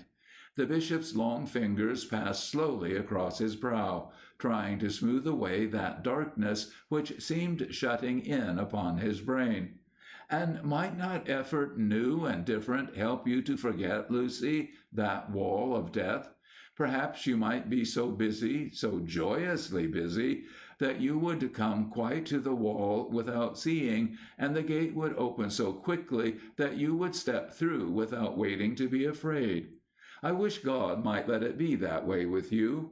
Perhaps He will. Strange that for me, death has always seemed easier than life, so that I've tried not to look at the thought of it too much, not because of fear, because of beauty.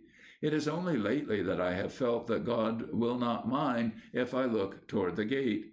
I think perhaps He'll excuse me now for wanting to get home. They've been waiting for me pretty long, too, Annie and Nan and the baby. He must be a man now. I wonder by what ways they grow up over there. Lucy, I wish you need not be afraid of going home. Again the bishop passed his hand over his forehead. He felt himself growing vague, tried blindly to remember what he was trying to say, turned to her at length, appealing, with a strange little smile of apology. There is something I'm trying to say, but somehow I keep losing it. Can you possibly excuse me if you try quite hard? For I know you've told me something this afternoon that I ought never to have forgotten, and somehow, Lucy, it's gone. It fades, it escapes me. Only it was something that troubled you and that I was trying to understand. But I can't remember. But I wanted to say something to help a little. I remember that part of it, Lucy. For you and me, is that enough, even if I can't remember what it was all about? There is just one thing I can find the words for before they slip away. You and I have had to walk through life alone, and yet we have walked together. It was because God walked with us that we have walked together. Lucy, you will remember, whatever happens, that He is always there. And so, that way, you see, we can never be so very far apart. They were piteous, the tears of age. Lucy pressed them back with ivory fingertips on each eyelid, her hands masking all her face. Behind them stretched the long past, the brief future. The key to the future was in her broken whisper. After all, God was just. Annie was fit to love you. But the bishop had risen suddenly and crossed the room blindly, stumbling but once. The crashing pain in his head left only one instinct: air, the street, his own house. Instantly he must get there. Then, sharp through his own pain, came admonishment. He steadied himself with one hand upon the mahogany table where the green lamp stood. It was the close of his Christmas, he remembered. Would it go with no reassurance? The white paneled doorway behind him, he stood there by the low green lamp. His face was all longing, like a little child's. Lucy, I tried. Have I given you hope? The bishop's voice was low, lower than he knew, and it is sometimes impossible to hear or to speak. It was a long time before Lucy's hands dropped from a face a-quiver. She looked about, startled to know herself alone when she felt only him everywhere. But quietly the outer door had closed. End of Part 5.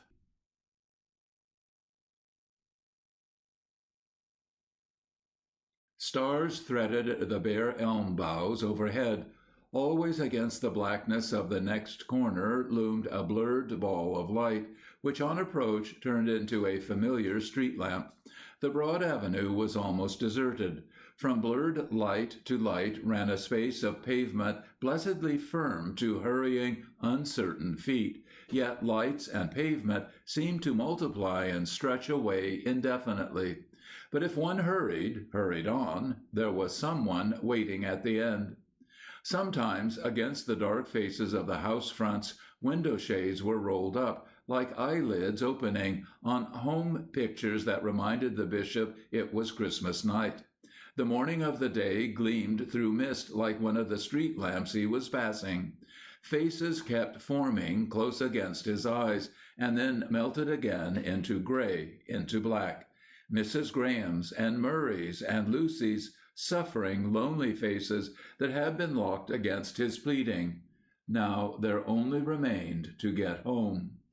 A street of black house fronts closed upon good cheer within, the bishop's own street, any door of which would have opened readily to his need had anyone guessed it. But illness had left in his brain only a great homing instinct. He knew he must not stop along the way, because like all other men in all the world on Christmas night, he too had his own, and there, at home, his own were waiting for him. For at last he knew why he was hurrying so. It was because Annie was there, at home. He might not find her below in the hall, but she would be upstairs, listening for him and waiting. He knew that when his key turned, he would hear her voice, liquid and sweet with welcome, come floating down the shadowy stair. "Up here! I'm up here, Hal!" Yet when at length the bishop did press his key into the lock, the house was silent and the hallway unlighted and chilly. Still Annie's presence seemed all-pervasive, catching him back to older days, and making him, as he groped for a match and lighted the gas-jet, forget to wonder why Mrs. Graham had not returned, or to surmise the train missed for the baby's sake. As he hung overcoat and hat on a peg of the towering black walnut rack, his face being reflected to unseeing eyes in the glimmering mirror, the familiarity of the action and the security of his own hallway and open study door steadied and strengthened him.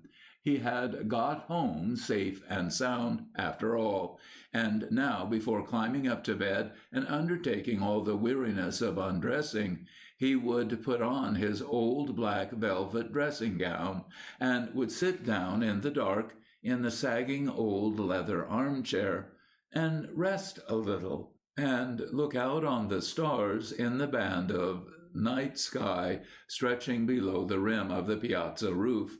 The door into the hall, slightly ajar, allowed a little light to enter the room, showing the seated figure facing the long eastward window, the black velvet gown sweeping from throat to foot, and the long pale hands stretching out on the chair arm from the wide black cuffs.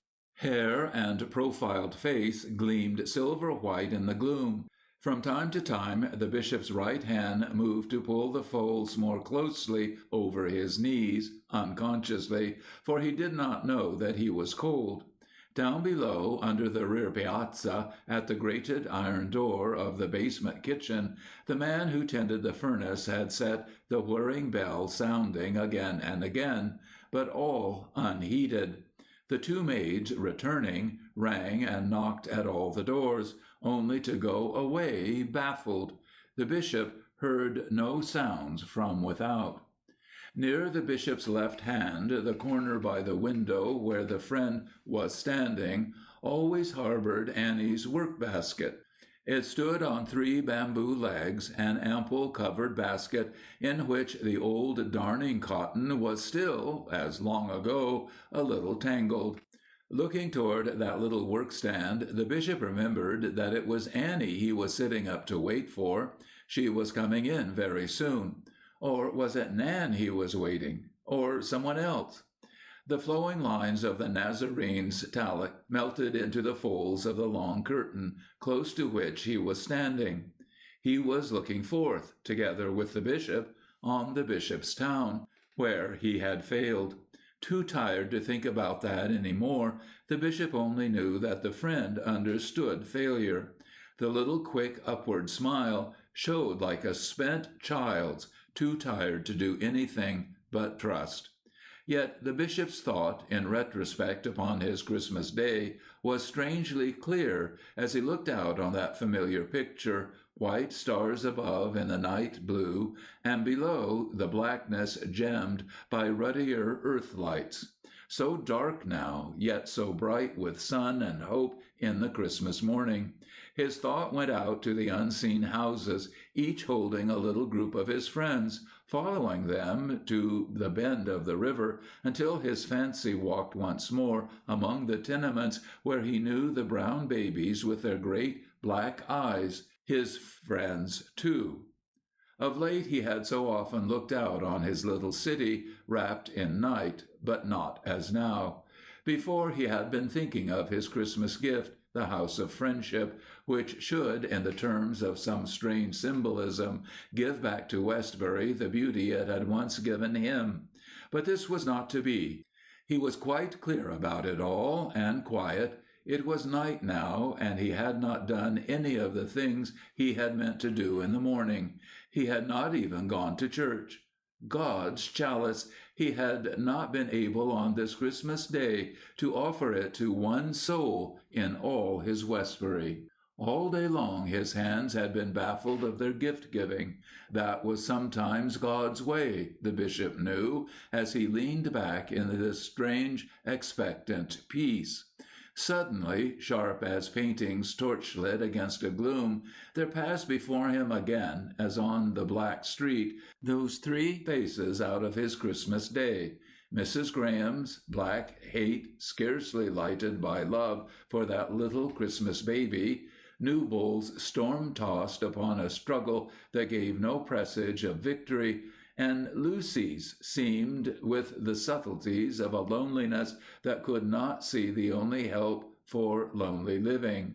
These three faces were, God in his mystery had showed him today, only the symbols of his larger failure, in his town, in his diocese.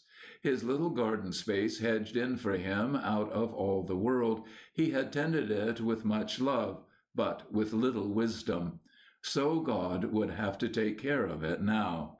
Sharp again, just as the three faces had flashed forth out of darkness and passed close against the bishop's eyes, came other visions and pictures, those of his Christ-child poem of the morning. Only now it was no sacred city of the Orient, but the dumb and sleeping streets of Westbury, where the child went wandering.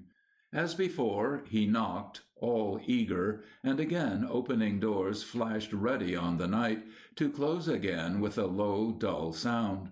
On and on he fled, a glimmering baby form blown on the winter wind, until the bishop's eyes closed wearily from following. He opened them with a twitch of pain, and there without, close against the dark sash, the child was standing, not sad at all, but sweet and smiling. Then instantly this picture, like the others, faded, and again the bishop knew himself with the familiarity of unnumbered silent nights like this one, seated alone in his study, quiet with the peace of the friend. Through all the solitary hours of all the solitary years, the friend had always stood there, clear-figured by the eastward window. The night was wearing on as the bishop sat, waiting. Very soon they would be there. He remembered that he had been looking for them all the day. It would be very cozy to have them coming in on Christmas night, his own. But at the chiming of those two words through his brain, thought sharply asserted itself, keen and crystalline in retrospect. As a man brings all his life to God at the end, the bishop looked into the Nazarene's eyes from the picture of the little city that belonged to them both, whispering, "But those out there have been my own." Presently the silvered head sank back in the sudden drowsiness that falls upon the very old. But even as he yielded to it, The bishop's eyelids flickered an instant. He looked again toward the friend, forever clear against the curtained window. He lifted his right hand a little, like a child, not knowing how confident it was. Too tired and sleepy to be conscious of anything at all but that presence that filled all the room, the bishop murmured happily, "And I have not been lonely." The bishop did not actually doze off, however, but sat resting quietly in the peaceful borderland of sleep. The threadbare house that harbored him was very silent. From time to time across his dim, worn face, fancies flickered, bright as a caged bird's dreaming. Out of the engulfing vagueness of his brain, Annie came to him, the child woman of long ago. His boat was rocking at the little pier, waiting, as she came tripping down the terraces. He saw the upward sweep of the round young arms as she opened the high wrought-iron gate. She wore a white muslin sprigged with yellow, wide-skirted and flounced. The live brown of her hair was swept back into a net. Her face was soft olive and rose, her lips parted, and the eyes grave and steady, a child's. On either side, about the high black portals of the gate, pulsed and flamed wee yellow roses. Slim, sturdy boy that he was, something had shaken him in that moment like a tossed leaf.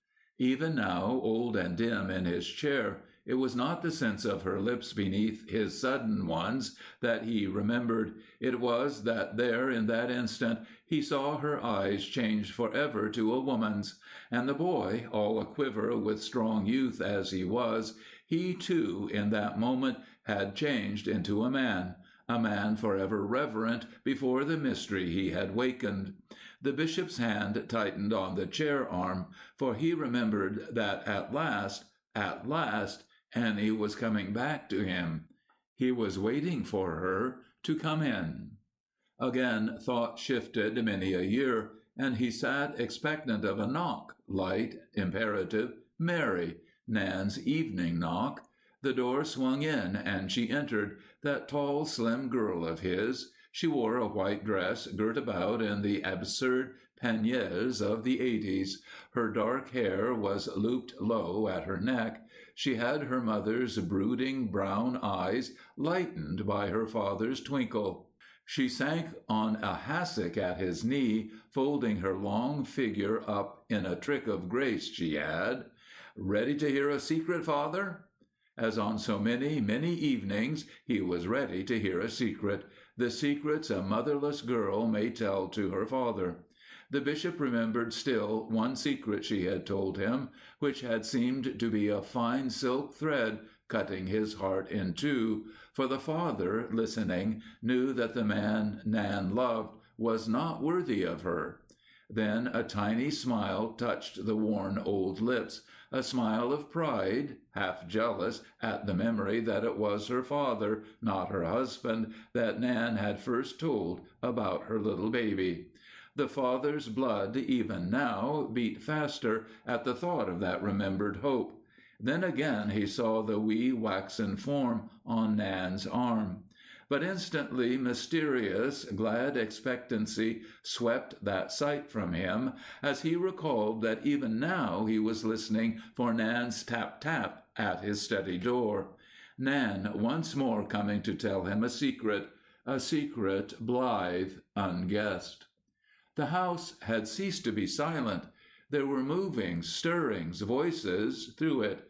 They seemed to be without, on the stairs, and above, in the upper rooms. There were people on the stairs, mounting up and up on jocund feet.